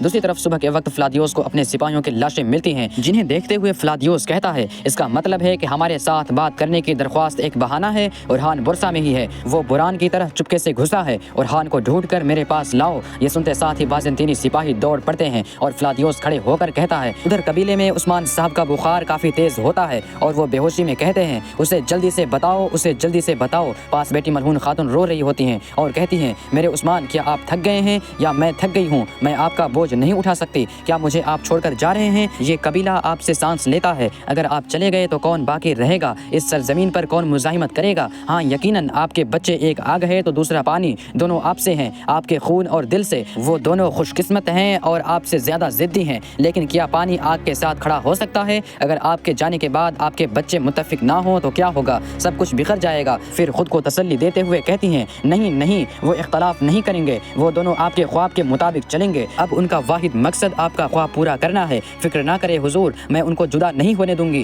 میں اس کی ہرگز اجازت نہیں دوں گی، ہرگز نہیں۔ بورسا میں بازنطینی سپاہی کھانا لے کر زندان میں پہنچتے ہیں جہاں پہ اورحان آنکھیں بند کیے لیٹا ہوتا ہے۔ اسے دیکھ کر ایک سپاہی کہتا ہے ترک اٹھو، تم مر نہیں سکتے، کم سے کم جب تک تم بولتے نہیں۔ وہ اس کے سامنے کھانا پھینکتے ہیں مگر وہ حرکت تک نہیں کرتا۔ یہ دیکھ کر وہ ایک دم سے دروازہ کھول کر اندر داخل ہو جاتے ہیں اور ایک اورحان کو جھنجھوڑتا ہے۔ وہ جیسے ہی اورحان کے بالکل قریب ہوتا ہے اورحان اس پر ٹوٹ پڑتے ہیں اور دوسرے کو بھی خنجر پھینک کر موت کے گھاٹ اتار دیتے ہیں۔ ساتھ والے زندان کے ہلچل سے بوران کافی حیران ہوتے ہیں لیکن وہ کچھ بھی نہیں دیکھ پا رہے ہوتے ہیں۔ اورحان ایک دم سے سپاہی سے چابی لیتے ہیں اور زندان کھولتے ہیں، پھر کہتے ہیں میں پہنچ آیا بوران بے بھائی، میں پہنچ آیا۔ اورحان کو دیکھ کر بوران بہت خوش ہوتے ہیں اور اورحان وہاں پہ موجود آلوؤں کے ذریعے اس کی جنزیریں کھولنے کی کوشش کرتے ہیں، ساتھ میں کہتے ہیں یہ کھل جائیں گی، فکر نہ کریں۔ بوران صاحب کہتے ہیں فلادیوس قرارگاہ پہ حملہ کرے گا، تو اورحان صاحب کہتے ہیں میں بھی उस पर हमले की तैयारी कर रहा हूँ। ओरहान जंजीरें खोलने की कोशिश कर ही रहे होते हैं कि ऊपर से फ्लादियोस सिपाहियों के साथ गुजरता है, मगर जिम्दान पर से वो नीचे देख जाता है। वो चिल्लाते हुए कहता है, ओरहान ओरहान जल्दी करो सिपाहियों। ये देख के बुरहान साहब कहते हैं, प्यारे ओरहान मुझे छोड़ दो, जाओ और अपनी जान बचाओ। ओरहान कहते हैं, मैं आपको साथ लिए बगैर नहीं जाऊंगा, मैं वापस आऊंगा ओरहान भाई। ये कहते साथ ही वो जिम्दान से बाहर आते हैं तो बाज़ंतीनी सिपाही पहुंच जाते हैं और उनके पीछे पीछे फ्लादियोस भी, जो ओरहान से कहता है, ओक्टावियोस मेरा भाई था ओरहान, उसे मारना तुम्हारी सबसे बड़ी गलती थी। तो ओरहान कहते हैं, तुम्हारी भी बारी आएगी। फ्लादियोस कहता है, हम देखेंगे, हमला करो सिपाहियों। ये सुनते साथ ही सिपाही ओरहान पे हमला कर देते हैं। ओरहान जिम्दान के जरिए खुद को बचाते हैं और साथ में उन पर टूट पड़ते हैं। वो बड़ी ही बहादुरी से लड़ते हैं और वहाँ आने वाले तमाम बाज़ंतीनी सिपाहियों को मार गिराते हैं। ये देखकर फ्लादियोस भी उन पर हमलावर होता है और उसके मुंह पे कुछ मार के वहाँ आने वाले सिपाहियों से निपटते हैं। वो उन्हें काटते हैं और सीढ़ियाँ चढ़ जाते हैं। ये देख के बुरहान खुश होते हुए कहते हैं, मेरा शेर बहादुर। ओरहान साहब भागते हैं और सामने आने वालों को जहन्नम वासिल करते ही चले जाते हैं। ये देखकर फ्लादियोस कहता है, पकड़ो इसे पकड़ो। भागते भागते ओरहान गलियों में पहुंच जाते हैं और वहाँ हर चीज़ फलांगते हुए आगे बढ़ते ही चले जाते हैं। इसके रास्ते में बहुत से बाज़ंतीनी काफिर आते हैं, मगर कोई भी उसे रोक नहीं पाते। इसी लम्हे ओरहान के तीरंदाज सिपाही भी उस तक पहुंच जाते हैं और तीरों तलवारों से वो उनका काम तमाम करने लग जाते हैं और रास्ते से बाज़ंतीनियों को हटाते हैं और आगे बढ़ते ही चले जाते हैं। फ्लादियोस उनका ताक़ुब जारी रखता है। भागते भागते वो कुछ पर्दों के पीछे छुपकर बैठ जाते हैं। ओरहान कुछ लिखते हैं और बाहर से बाज़ंतीनी सिपाही आगे बढ़ जाते हैं। लिखने के बाद ओरहान खलील को चिट्ठी देते हुए कहते हैं, खलील ये भेज दो। तो खलील चिट्ठी को तीर के साथ बांध के उसे एक तरफ छोड़ देता है। इसी लम्हे बाज़ंतीनियों को एहसास हो जाता है कि वो यहाँ छुपे हुए हैं और उनके आते साथ ही वो सब वहाँ से भाग जाते हैं। नाजरीन, इसके बाद हम देखते हैं कि शाहिनशाह और अलाउद्दीन तैमूरदाश की करारगाह में जा पहुँचते हैं। मंगोल उनसे हथियार लेने ही लगता है कि वो खुद ही हथियार अपने सिपाहियों को दे देते हैं। आगे बढ़ने पर जब वो तैमूरदाश के साथ सारोस को देखते हैं तो शाहिनशाह कहता है, क्या खूबसूरत इत्तेफाक है गवर्नर सारोस, क्या तुमने महसूस किया कि बुरसा तुम्हारे सर पर गिरने वाला है, इसीलिए यहाँ अपना ली? तो सारोस कहता है, बुरसा वहाँ है और मैं यहाँ हूँ, हम दोनों तुम्हारे सामने सलामत और बखैरियत खड़े हैं। शाहिनशाह, हमने वहाँ ओरहान की मेज़बानी की और अब यहाँ तुम्हारी मेज़बानी करेंगे। तैमूरदाश आगे बढ़ते हुए कहता है, अलाउद्दीन बे, शाहीन बे, जो भी बात होगी वो गुफ्तगू इसी शानदार मेज़ पर होगी जिसे हमने दोस्ती के लिए सजाया है। वो इशारा करता है तो वो दोनों मेज़ की जानिब बढ़ते हैं। आगे बढ़ते हुए अलाउद्दीन शाहिनशाह से कहते हैं, अलखानी दोस्ती और इत्तेहाद की बात करते हैं, अगर सूरज मगरिब से निकले मतलब क़यामत करीब है ना शाहिनशाह साहब? जबकि बुरसा में ओरहान और उसके साथियों की दौड़ें लगी होती हैं। वो सिपाहियों को काटते काटते बुलंदी तक जा पहुंचते हैं। ओरहान के इशारे पर उसके सिपाही आगे बढ़ते हैं और कारा खलील एक रस्सी वहां से बांध के उसे नीचे फेंक देता है और फिर ओरहान की जानिब इशारा करता है। दूसरी तरफ सारोस अलाउद्दीन और शहनशाह से कहता है, हम तो सरदार उस्मान साहब को भी देखना चाहते थे, वो क्यों नहीं आए, क्या उससे कोई मसला है? तो शहनशाह कहता है, सरदार उस्मान बिल्कुल खैरियत से हैं, उनकी सेहत बिल्कुल ठीक है, वो सलामत हैं और रियासत की क़यादत कर रहे हैं। उन्होंने अपने बेटे अलाउद्दीन को रियासती उमूर का नायब मुकर्रर किया है। अलाउद्दीन कहते हैं, तैमूरदाश, तुम दोस्ती और इत्तेहाद की बात करते हो, लेकिन तुम खुद हमारे पड़ोसियों और भाइयों के एलची गर्मियान कारासी कबाइल तुम्हारे दरवाजे पर एहतराम के साथ खड़े हैं, क्या ये जायज़ है? सारोस तुर्क सरदारों की जानिब देखते हुए कहता है, तुम बाद में बराए रास्त दाखिल होगे। खूब, बहुत खूब अलाउद्दीन। तैमूरदाश कहता है, मैं नहीं हूँ जिसकी वजह से ये मुअज़्ज़ज़ हजरात इस हालत में खड़े हैं, बल्कि तुम हो अलाउद्दीन। तुम इनकी तिजारत रोक देते हो तो ये महसूल नहीं दे सकते। हम इस मेज़ पर जमा हुए हैं ताकि हम इन हजरात के मसले का भी हल निकाल सकें। शहनशाह हंसते हुए कहता है, बाज़ंतीनी और अलखानी मुत्तहिद हो गए और वो तुर्क हजरात के मसाइल की फिक्र करने लगे। अलाउद्दीन कहते हैं, क़यामत की एक और अलामत है, लेकिन गवर्नर तैमूरदास, हम वक्त आने पर इस मसले को अपने दरमियान हल कर लेंगे। मुझे फ़िलहाल तुम अपनी परेशानी बताओ, हमारे पास करने के लिए बहुत सा काम है और बहुत सी मुश्किलात हैं। गवर्नर तैमूरदास कहता है, मैं ही तुम्हारा काम हूँ और मैं ही वो मुश्किल हूँ जो तुम्हें दरपेश आएंगी। तुम इस सरजमीन पर इसलिए मौजूद हो क्योंकि हमने इजाज़त दी, ये बात याद रखना अलाउद्दीन। तो अलाउद्दीन कहता है, क्या हम इसका बदला नहीं देंगे? सारोस कहता है, अभी के लिए सिर्फ अर्जी तौर पर ठीक है। हमने सुना कि बुरसा के लिए जिद की वजह से उस्मान साहब बड़ी मुश्किल से अपना महसूल अदा करते हैं। अलाउद्दीन कहते हैं, मुश्किल हो या आसान, तुम्हारा इससे क्या ताल्लुक? तैमूरदास कहता है, मुहासरा जल्दी खत्म हो जाएगा। ये सुनकर शहनशाह हंसने लग जाता है। उधर फ्लादियोस सिपाहियों के साथ भागता भागता उस मुकाम पे जा पहुंचता है और रस्सी देख जाता है। फिर नीचे देखते हुए कहता है, वो फरार हो गए, मगर ओरहान और उसके साथी अंदर ही छुपे होते हैं और उन्हें देख रहे होते हैं। फ्लादियोस सिपाहियों से कहता है, बुरहान को फौरन तैयार करो। ये देख के कारा खलील ओरहान से कहता है, उन्होंने चारा निगल लिया है। तो ओरहान कहते हैं, वो वही थे जिन्होंने शुरू में चारा फेंका था। फ्लादियोस कैदियों के तबादले के दौरान करारगाह पे हमला करेगा। तैमूरदास अलाउद्दीन और शहनशाह से कहता है, तुम फौरन मुहासरा खत्म करोगे और काफिलों को रास्ता दोगे। शहनशाह कहता है, अच्छा तो यूं सीधे मामले पर आते हैं, अल्फाजों में खेलने की जरूरत नहीं, ये होगा, जो कुछ कहा उसके मुताबिक सब होगा। जब बुरसा गिर जाएगा तब। ये सुन के सारोस मुँह चिढ़ाते हुए कहता है, तुमने ये ख्वाब सबके लिए सालों तक बेचा। शहनशाह, ये ख्वाब है जो कभी पूरा नहीं होगा, बुरसा हमारा रहेगा। तुम اپنی آنکھیں کھولو اور حقیقت میں دیکھو۔ اورحان نے دیکھ لیا اور اب تمہاری باری ہے۔ شہنشاہ کہتا ہے صحیح صحیح۔ اورحان نے بورسا دیکھ لیا لیکن بورسا نے ابھی تک مجھے نہیں دیکھا۔ عثمان سردار نے جو طاقت مجھے دی ہے میں اس سے بورسا پر قبضہ کروں گا، جو اب ساروس کہتا ہے، اور میں آخری حد تک اس طاقت سے جو عظیم عیسیٰ نے مجھے دی ہے اس کا دفاع کروں گا۔ جب تک بورسا کا دفاع ہم کر رہے ہیں تم سب ہار جاؤ گے۔ علاؤالدین کہتے ہیں معاملہ حل ہو گیا ہے نا، ہم نے مشورہ کیا اور جنگ پر متفق ہوئے۔ تیمورداش کہتا ہے علاؤالدین اپنے الفاظ کو تولو اور پھر بولو، جنگ صرف بورسا تک محدود نہیں ہوگی۔ علاؤالدین کہتے ہیں کیا ایسا ہے؟ یہ کس حد تک پھیلے گی تیمورداش بتانا ذرا، اس کی توسیع مملوک تک ہوگی کیا؟ یہ سنتے ساتھ ہی تیمورداش غصے سے لال ہو جاتا ہے اور شہنشاہ کہہ کے لگا کے ہنستا ہے۔ تیمورداش کہتا ہے تم اپنی طاقت سے بڑا بول رہے ہو علاؤالدین، اس سرزمین پر حکمرانی کا حق مجھے حاصل ہے، مجھے۔ کیا تم سامنے والے لشکر کو نہیں دیکھ رہے جو تم سے کئی گنا بڑا ہے؟ شہنشاہ کہتا ہے تم اور ساروس متحد ہو کر ہمارے سامنے کھڑے ہو اور ظاہر ہے کہ تم نے ان معزز حضرات کو بھی ان گندے اتحاد میں دھمکی دے کر کے شامل کی ہے۔ تم مقدس جنگ کو روک نہیں سکتے اور اس کے نتائج اللہ کے سامنے تمہاری کندھوں پر ہوں گے۔ ساروس کہتا ہے صرف بورسا کا دفاع تمہارے قدموں تلے زلزلے پیدا کر رہا ہے۔ یہ کہتے ساتھ ہی وہ پھونک دیتا ہے اور کہتا ہے اگر دوبارہ ایسی ہی پھونک دیں تو مجھے خوف ہے کہ کوئی بھی اپنی جگہ پر کھڑا نہیں رہے گا۔ بورسا میں اورحان اور اس کے ساتھی محتاط انداز میں آگے بڑھتے ہیں۔ دوسری طرف بازنطینی ان کی تلاش میں ہیں۔ بازنطینی سپاہیوں کو ادھر ادھر بھاگتا ہوا دیکھ کر خلیل اورحان سے کہتا ہے حضور ہمیں کسی بھی لمحے پکڑ لیا جائے گا۔ اورحان کہتے ہیں ہمیں چھپنے کے لیے جگہ تلاش کرنی ہوگی، دمرل پیچھے کا دروازہ توڑ دو۔ یہ سنتے ساتھ ہی دمرل آگے بڑھتا ہے اور ایک کمرے کا دروازہ کھول دیتا ہے، جبکہ تیمورداس کے پڑاؤ میں علاؤالدین کھڑے ہوتے ہوئے کہتے ہیں میرے دادا ارطغرل غازی اور میرے بابا عثمان نے 100 سالوں تک مشرق اور مغرب سے آنے والے طوفانوں کا سامنا بڑی طاقت سے کیا ہے، ہم بھی ثابت قدم رہیں گے۔ اللہ کے حکم سے تم آخری سانس تک پھونکتے رہو۔ ساروس چلو جاری رکھو، چلیں شاہنشاہ صاحب۔ یہ کہتے ساتھ ہی علاؤالدین اور شاہنشاہ آگے بڑھتے ہیں تو تیمورداش کہتا ہے یہ الخانی ریاست کا حکم ہے، اس میز سے کوئی اس وقت تک نہیں جائے گا جب تک کہ صلح کا کوئی معاہدہ نہیں ہو جاتا۔ مگر علاؤالدین اس کی بات کا جواب نہیں دیتا اور آگے بڑھتا ہی چلا جاتا ہے۔ تب تیمورداس کہتا ہے علاؤالدین پھر اس کی جانب بڑھتے ہوئے کہتا ہے تم غلطی کر رہے ہو، اگر میرا بھائی خان اپنے گھوڑے پر سوار ہو گیا تو یہ زمین خون کے دریاؤں میں بدل جائے گی،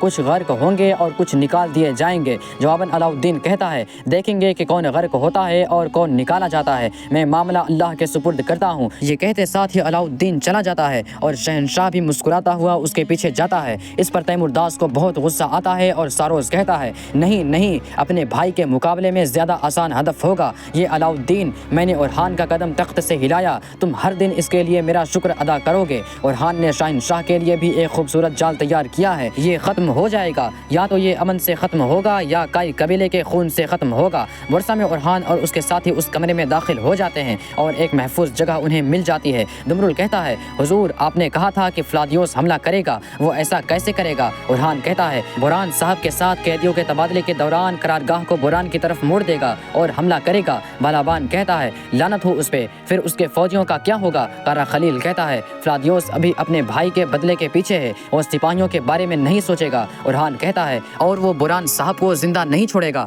بالابان پوچھتا ہے تو ہم بوران صاحب کو کیسے بچائیں گے؟ اور میں ابھی اپنے بارے میں تو سوچ بھی نہیں رہا۔ اورحان کہتا ہے ہم قیدیوں کے تبادلے کے دوران بوران صاحب کو اغوا کر لیں گے، ہم تینوں بھی باحفاظت باہر نکلیں گے۔ کارا خلیل کہتا ہے ہم تینوں مطلب ہم تو 4 ہیں۔ اورحان کہتا ہے ہم میں سے کسی کو ایک بوران صاحب کا جھنڈا اٹھانا پڑے گا، یعنی کہ جاسوسی کرنی پڑے گی یہاں پہ۔ کیا تم میں سے کوئی رضاکار ہے؟ فکر نہ کرو، اگر حالات خراب ہوئے تو میں تمہیں نہیں چھوڑوں گا۔ وہ تینوں کے تینوں راضی ہوتے ہیں تو اورحان کہتا ہے ہم میں سے کسی ایک کو بورسا میں رہنا ہے۔ دمرل تمہاری رومی زبان اچھی ہے، تم میرے لیے معلوم کرو گے کہ وہ بورسا میں کس راستے سے داخل ہوتے ہیں اور کیسے نکلتے ہیں۔ ہم تھوڑی دیر میں نکلیں گے اور تم تب تک انتظار کرو جب تک کہ حالات ٹھیک نہ ہو جائیں۔ دمرل پوچھتا ہے ہم رابطے میں کیسے رہیں گے حضور؟ تو اورحان کہتا ہے جیسے ہم بوران صاحب سے رابطہ کرتے تھے۔ یہ کہتے ساتھ ہی اورحان کھڑکی میں سے باہر دیکھتا ہے۔ ناظرین اس کے بعد ہم دیکھتے ہیں کہ کائی قبیلے میں حلیمہ نے ایک بکری کا بچہ اٹھایا ہوتا ہے۔ آئیکوت اس کے پاس آتا ہے اور کہتا ہے تم نے اس گھوڑے کو اپنے ہاتھوں سے کیسے جانے دیا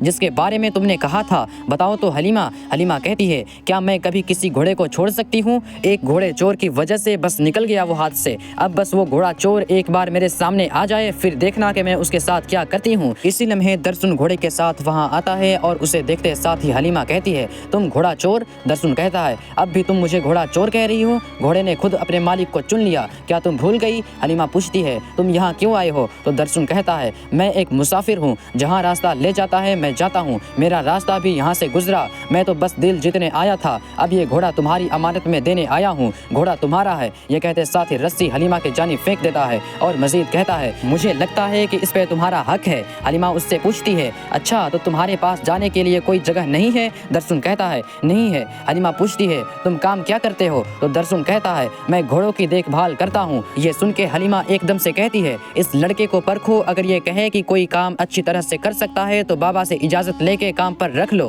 یہ کہتے ساتھ ہی حلیمہ وہاں سے چلی جاتی ہے، جبکہ درسن مسلسل اسے گھور رہا ہوتا ہے۔ حلیمہ بھی رکتی ہے اور اسے پلٹ کر دیکھتی ہے، ادھر دیدار خاتون ایک خاتون کے ساتھ بڑھ رہی ہوتی ہے اور اسے ایک طرف لے جاتی ہے۔ وہ خاتون دیدار کو بوتل دکھاتے ہوئے کہتی ہے مقدار میں نے بڑھا دی ہے جیسا کہ آپ نے کہا تھا، لیکن اس میں بہت نقصان ہے، آپ یہ بھی جانتی ہیں دیدار خاتون۔ اس کے بعد اللہ نہ کرے تو دیدار کہتی ہے تم اس میں مداخلت نہ کرو، بس جو میں کہتی ہوں وہ کرو، اتنا کافی ہے۔ اس کے ساتھ ہی وہ دونوں آگے بڑھ جاتی ہیں۔ آگے بڑھتے بڑھتے اس کا سامنا انور سے ہوتا ہے۔ وہ اس سے کہتی ہے جب تک عثمان صاحب اپنے پیروں پر کھڑے نہیں ہو جاتے میں معاملے کے راہگار کر لوں گی، فاطمہ کو بھی قائل ہونے دو اور اس کے بعد انشاءاللہ۔ تو انور کہتا ہے ماں ابھی تک لڑکی کو میرے بارے میں پتہ تک نہیں ہے کہ میں کون ہوں۔ دیدار کہتی ہے وہ جان جائے گی بیٹا۔ انور کہتا ہے اگر سب کچھ ٹھیک بھی ہو جائے تو ہم جانتے ہیں کہ کیا ہوا ہے، بابا کا اس عہدے پر ہونا، اگر ارحان صاحب نے صرف اس وجہ سے مخالفت کی تو دیدار کہتی ہے کچھ نہیں ہوگا، فکر مت کرو، میں تمہاری مراد پوری کروں گی، تھوڑا اور صبر کرو بیٹا۔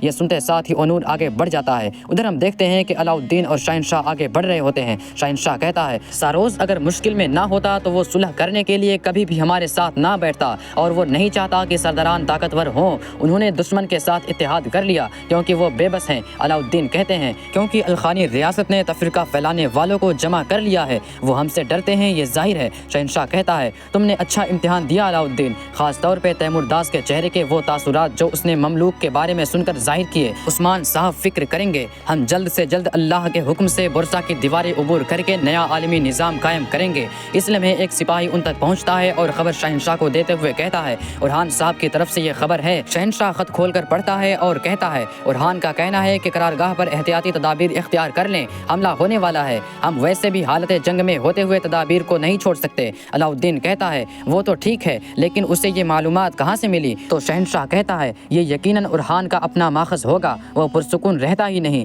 تم جانتے ہو کہ اس کا ذہن اب بھی محاصرے میں الجھا ہوا ہے۔ اب علاؤالدین یہاں سے ہمارا راستہ جدا ہوتا ہے، تم قبیلے کی طرف اور میں قرارگاہ کی طرف واپس جاؤں گا، اپنے بابا کو اکیلے مت چھوڑنا، انہیں میرا سلام کہنا۔ یہ کہتے اور سنتے ساتھ ہی وہ دونوں اپنے اپنے راستے روانہ ہو جاتے ہیں۔ ادھر قبیلے میں گونجا ایک دوا پینے ہی لگتی ہے کہ دیدار وہاں داخل ہوتی ہے تو گونجا اس سے کہتی ہے معاف کرنا دیدار خاتون، مجھے اسی وقت پینا ہے تاکہ میں حاملہ ہو سکوں۔ یہ کہتے ساتھ ہی گونجا ایک دم سے دوا پی لیتی ہے تو دیدار کہتی ہے یہ شفا بخشے میری بیٹی، ہم چاہتے ہیں کہ اللہ تمہیں اولاد سے نوازے اور علاؤالدین اس ریاست کی امید ہے۔ گونجا کہتی ہے اور میں دیکھ رہی ہوں کہ شہنشاہ صاحب بھی کس طرح علاؤالدین کی حمایت کر رہے ہیں۔ دیدار کہتی ہے یقیناً ہم کریں گے، ہم ایک دوسرے کو سمجھتے ہیں۔ گونجا پوچھتی ہے کیا والدہ نے پھر سے خاتون کا موضوع چھیڑا ہے؟ دیدار کہتی ہے نہیں، ابھی وہ عثمان صاحب کے درد میں ہیں۔ بیٹی میں اپنی کہی ہوئی بات پر قائم ہوں، اگر تم نہیں چاہتی کہ تمہاری سوتن آئے تو میں اسے روکوں گی، لیکن اب معاملہ بدل گیا ہے، سرداران علاؤالدین کو تخت پر نہیں دیکھنا چاہیں گے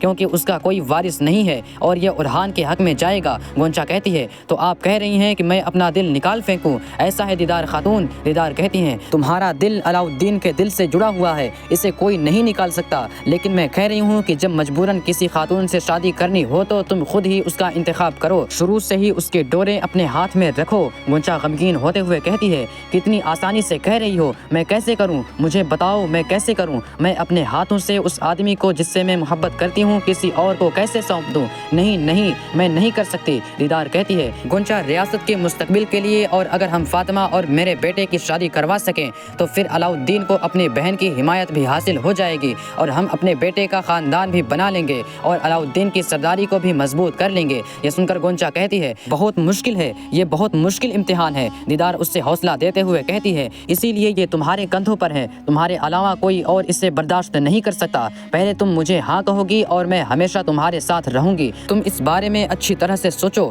ٹھیک ہے میری بیٹی؟ یہ کہتے ساتھ ہی دیدار خاتون چلی جاتی ہیں اور گونجا بہت پریشان ہو جاتی ہے۔ بازنطینی سپاہی بھاگتے ہوئے اپنے ہتھیار اٹھا رہے ہوتے ہیں، ارحان اپنے ساتھیوں کے ساتھ چھپ کے انہیں دیکھ رہا ہوتا ہے۔ کارا خلیل کہتا ہے حضور یہ قیدیوں کے تبادلے کی تیاری کر رہے ہیں۔ ارحان کہتا ہے کرنے دو تیاری، ہمارے لیے ویسے بھی آسان نہیں ہے، سپاہیوں کے آگے بڑھ جانے کے بعد وہ ہتھیاروں والی جگہ پر آتے ہیں اور وہاں بچے ہوئے اکا دکا سپاہیوں کو مار گراتے ہیں۔ دوسری طرف بازنطینی سپاہی بوران کو لے کر آگے جا رہے ہوتے ہیں، ہاتھ اور پاؤں جنزیروں میں جکڑے ہوئے، چہرے پہ تشدد کے بدترین نشان۔ آگے بڑھتے ہوئے ساروس فلادیوس سے کہتا ہے، قیدیوں کے تبادلے کے دوران قرارگاہ پر حملہ کرنا آج تک کے ان سب سے بہترین منصوبوں میں سے ہے جو میں نے سنے ہیں۔ فلادیوس کہتا ہے، پھر بھی ہمیں محتاط رہنا ہوگا، اورہان بورسا میں ہے، میں محسوس کر سکتا ہوں۔ ساروس کہتا ہے، تو وہ گرا ہوا ہے، ہم اسے کبھی بھاگنے نہیں دیں گے، تم جاؤ، بوران کا معاملہ میں سنبھال لوں گا، میں تمہارے بابا کے قاتلوں کو زندہ نہیں چھوڑوں گا۔ فلادیوس رکتے ہوئے کہتا ہے، پھر بھی ایک چیز ہے جو مجھے معلوم کرنی ہے، سپاہیوں بوران کو لے کر آؤ۔ یہ سنتے ساتھ ہی سپاہی بوران کو اس کے پاس لے کر آتے ہیں۔ ادھر جرکتائے بھی بازنطینی سپاہیوں کو لے کر بورسا کی جانب آ رہا ہوتا ہے۔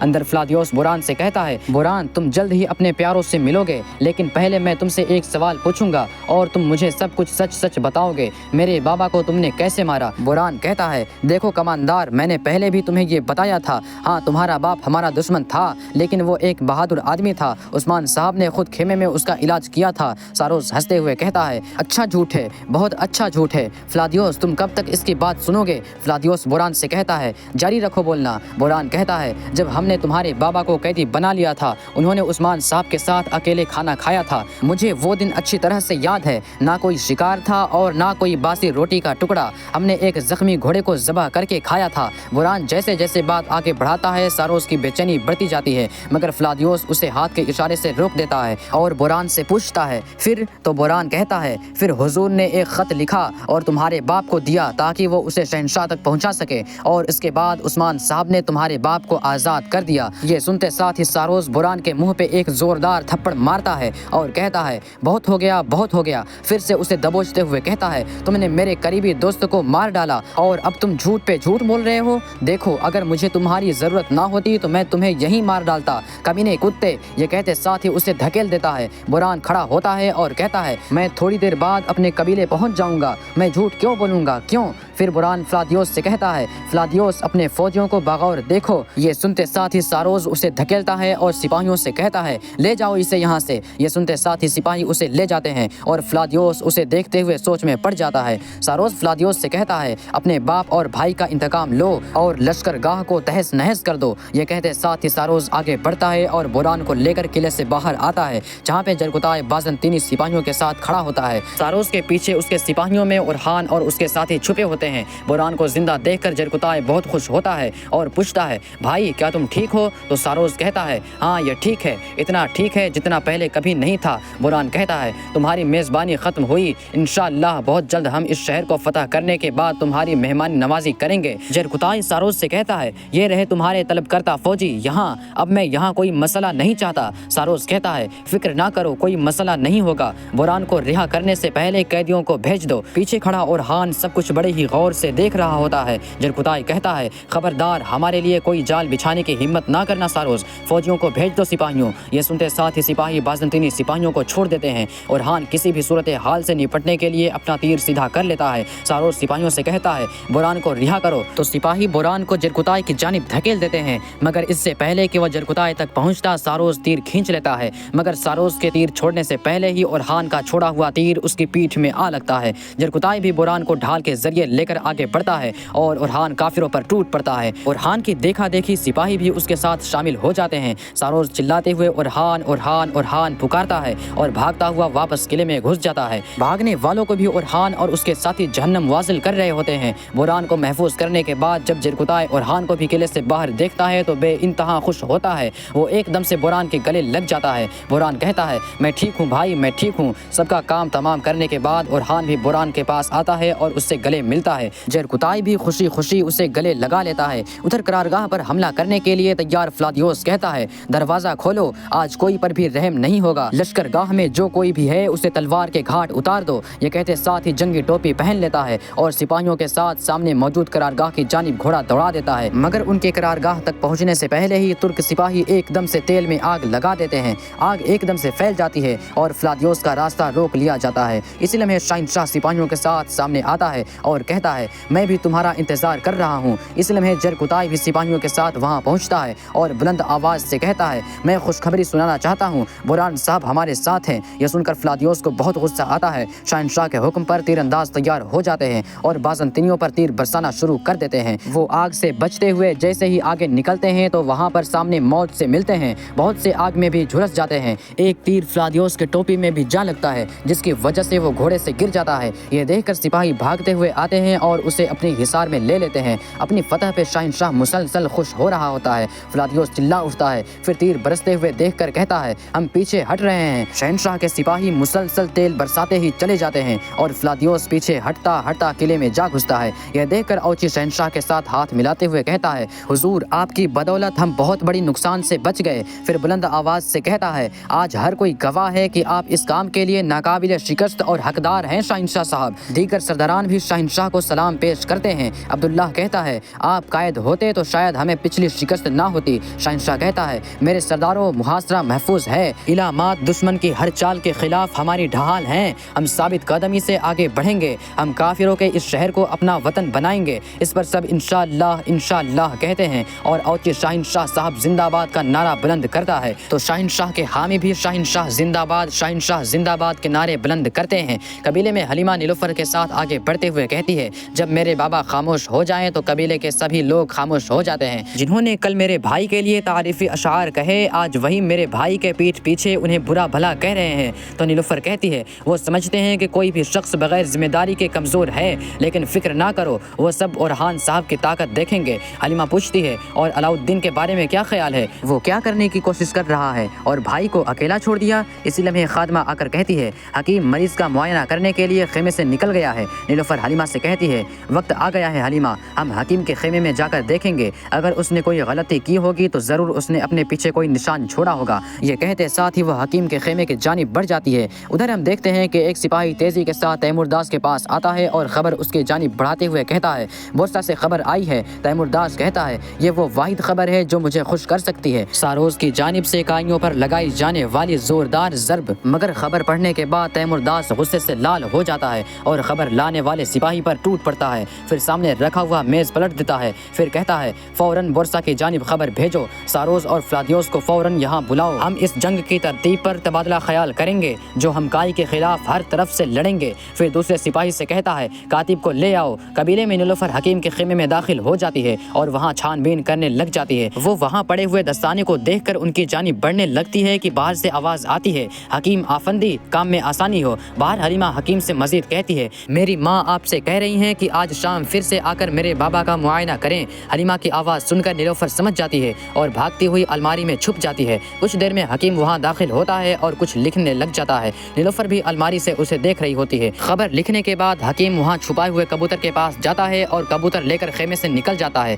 حکیم کے جاتے ساتھ ہی نیلوفر باہر آ جاتی ہے جبکہ حلیمہ بھی خیمے کے اندر آ جاتی ہے اور نیلوفر کہتی ہے وہ خیموں سے پیچھے چلا گیا ہے، کیا میں اس کے پیچھے جاؤں؟ نیلوفر کہتی ہے وہ پیغام بھیجنے جا رہا ہے، ہمیں مزید کچھ کرنے کی ضرورت ہے، چلو جا کر ملعون خاتون کو بتائیں کہ کیا ہو رہا ہے۔ یہ کہتے اور سنتے ساتھ ہی وہ دونوں خیمے سے نکل جاتی ہیں۔ ادھر تیمور داس ترک سرداروں کے قاضیوں سے کہتا ہے کیونکہ ہم یہاں معاہدہ نہیں کر پائے، کیونکہ ہم وہاں انہیں زیر نہیں کر پائے، لہٰذا وقت آ گیا ہے کہ کئی زمینوں کو خون میں ڈبو دیا جائے، تم اپنی فوجیں تیار کرو، ہم تمہیں مسلح کریں گے، چلو جلدی کرو۔ یہ سنتے ساتھ ہی وہ تینوں بھاگ جاتے ہیں۔ پھر تیمور داس بیٹھتا ہے اور سپاہیوں سے کہتا ہے لکھو عظیم الخانی ریاست کے عظیم خان کو جیسا کہ آپ نے مجھے حکم دیا تھا میں نے عثمان کو بستر پر کر دیا اور ہم نے دوسرے سرداران کو اپنے ساتھ اتحاد کرنے پر مجبور کر دیا ہے۔ میں نے کائی قبیلے کو اپنے پاس بلایا اور انہیں محاصرہ اٹھانے کا حکم دیا لیکن انہوں نے سختی سے انکار کر دیا۔ پھر آگے بڑھتے ہوئے کہتا ہے میں نے اپنے یہاں کا فریضہ عثمان کو زہر دے کر کائی کو بغیر سربراہ کے چھوڑنے سے شروع کیا ہے اور اگر ضرورت پڑی تو میں باقی تمام سرداروں سے ان پر حملہ کروا کر سب کے سر قلم کر کے اپنا فرض ختم کروں گا۔ سپاہی لکھنے کے بعد اس پہ مہر لگا دیتا ہے۔ ادھر اورحان بوران کو لے کر کائی قبیلے میں داخل ہوتے ہیں۔ بوران کو زندہ دیکھ کر کائی قبیلے کے لوگ بہت خوش ہوتے ہیں، وہ سب اسے پرجوش انداز میں خوش آمدید کہتے ہیں۔ گھوڑے سے اترنے کے بعد اورحان بوران کو سہارا دے کر گھوڑے سے اتارتے ہیں اور کہتے ہیں حکیم کو پہلے اپنا معائنہ کرنے دیں۔ تو بوران کہتے ہیں ہم پرانی مٹی کے بنے ہیں حضور، ہمیں اتنی آسانی سے کچھ نہیں ہوگا، اللہ کے حکم سے چلیں، عثمان صاحب کو انتظار نہیں کرواتے۔ یہ کہتے ساتھ ہی وہ اورحان کے ساتھ سرداری خیمے کی جانب بڑھتے ہیں۔ اندر سب کو جانے کے بعد ملعون خاتون حلیمہ اور نیلوفر سے کہتی ہیں میں اس پر یقین نہیں کر سکتی کہ یہ حکیم 1 سال سے ہمارے ساتھ ہے، اللہ نہ کرے اگر وہ کچھ کرنا چاہتا تو کیا وہ قتل نہ کر دیتا؟ نیلوفر کہتی ہے وہ ہمارے سردار کی جان نہیں لینا چاہتے، ان کا مقصد عمارت کے اتحاد کو توڑنا ہے، فتنے کو بھڑکانا اور تفرقہ پیدا کرنا ہے۔ اسی لمحے اورحان بوران کو لے کر خیمے میں داخل ہوتے ہیں، یہ دیکھ کر وہ تینوں بہت خوش ہوتی ہیں اور آگے بڑھ کر بوران سے اس کا حال احوال پوچھتی ہیں۔ بوران پوچھتا ہے میرے حضور کیسے ہیں، کیا یہ ٹھیک ہیں؟ ملعون خاتون کہتی ہیں اللہ کا شکر ہے، جب وہ تمہیں دیکھیں گے تو مزید بہتر ہو جائیں گے۔ حلیمہ اورحان سے کہتی ہے بھائی آپ حق کی جانب تھے، حکیم غدار نکلا۔ نیلوفر کہتی ہے اس نے ایک کبوتر کو اپنے خیمے میں چھپا رکھا ہے، حلیمہ اور میں نے اس کا سراغ لگایا اور اسے پیغام بھیجتے ہوئے دیکھا۔ اورحان غصے سے پوچھتا ہے اب وہ کہاں ہے؟ تو نیلوفر کہتی ہے باقی کام آپ کریں گے، ہم نے اسی لیے مداخلت نہیں کی۔ بوران کہتے ہیں اورحان چلو، مگر اورحان اسے روکتے ہوئے کہتے ہیں غداری کی قیمت یقیناً وصول کی جائے گی، لیکن ہمیں پہلے اس سے فائدہ اٹھانا چاہیے، ہم اس کی موت کے لیے تھوڑا انتظار کریں گے۔ ملعون خاتون خوش ہوتے ہوئے نیلوفر سے کہتی ہے ماشاء اللہ، اللہ تمہاری کوششوں میں برکت دے نیلوفر خاتون۔ پھر بوران سے کہتی ہیں تمہارے سردار تمہارا انتظار کر رہے ہیں۔ بوران یہ سنتے ساتھ ہی اورحان بوران کو لے کر عثمان صاحب کے خیمے میں داخل ہو جاتے ہیں، جہاں پہ عثمان صاحب بستر پر پڑے کھانس رہے ہوتے ہیں۔ بوران عثمان کو دیکھ کر بہت پریشان ہو جاتا ہے۔ اورحان کہتے ہیں بابا آنکھیں کھولے، دیکھیں میں آپ کے پاس کسے لایا ہوں، مگر کوئی جواب نہیں ملتا۔ تو بوران صاحب عثمان صاحب کے پاس بیٹھ جاتے ہیں اور ان کا ہاتھ پکڑتے ہوئے کہتے ہیں حضور آنکھیں کھولیں، میری طرف دیکھیں، حضور آنکھیں کھولیں، آپ کا ساتھی آ گیا ہے، آپ کا ہمراز آ گیا ہے، مجھے آپ کے مبارک ہاتھ چومنے دیں۔ یہ کہتے ساتھ ہی وہ عثمان صاحب کے ہاتھ کو چومتا ہے اور بہت غمگین ہو جاتا ہے۔ کچھ دیر بعد عثمان صاحب ہلکی ہلکی آنکھیں کھولتے ہیں اور بوران کو دیکھ کر اسے پکارتے ہیں۔ تو بوران کہتے ہیں بوران آپ کے راستے پر قربان ہو جائے میرے حضور، میرا اورحان سلامت رہے، وہ گیا اور مجھے بچا لایا، میں نے دنیاوی آنکھوں سے آپ کو ایک بار پھر سے دیکھ لیا، اب میرا موت کیا بگاڑ سکتی ہے حضور۔ عثمان صاحب اورحان کی جانب دیکھتے ہیں مگر کچھ نہیں بولتے اور ایک دم سے نڈھال ہو جاتے ہیں۔ بوران کے ہاتھ سے ان کا ہاتھ چھوٹ جاتا ہے۔ یہ دیکھ کے بوران اور اورحان حضور حضور بابا بابا پکارتے ہیں مگر کوئی حرکت نہیں ہوتی۔ بوران کہتا ہے حضور قربان جاؤں ایسا نہ کریں، اور اورحان بھی مسلسل بابا بابا پکارتے ہیں۔ تو ناظرین اسی کے ساتھ ایپیسوڈ بھی اختتام پذیر ہوتی ہے، اور آپ کو یہ ویڈیو کیسی لگی آپ اپنے رائے کا اظہار کامنٹ باکس میں لازمی کریں، اور ساتھ میں یہ بھی بتاتے چلیں کہ ہمارے ایکسپلین کرنے کا انداز آپ کو کیسا لگا۔ اگر ذرا سا بھی پسند آیا ہو تو لائک کر دیں، شیئر کر دیں، سبسکرائب نہیں کیا ہوا ہو تو جمال اردو ایکسپلین چینل کو سبسکرائب کرنے کے ساتھ ساتھ گھنٹی والے آئیکن کو دبانا مت بھولیں۔ ملتے ہیں انشاءاللہ نیکسٹ ویڈیو میں، تب تک کے لیے رکھیں اپنا اور اپنوں کا بہت زیادہ خیال۔ اللہ نگہبان۔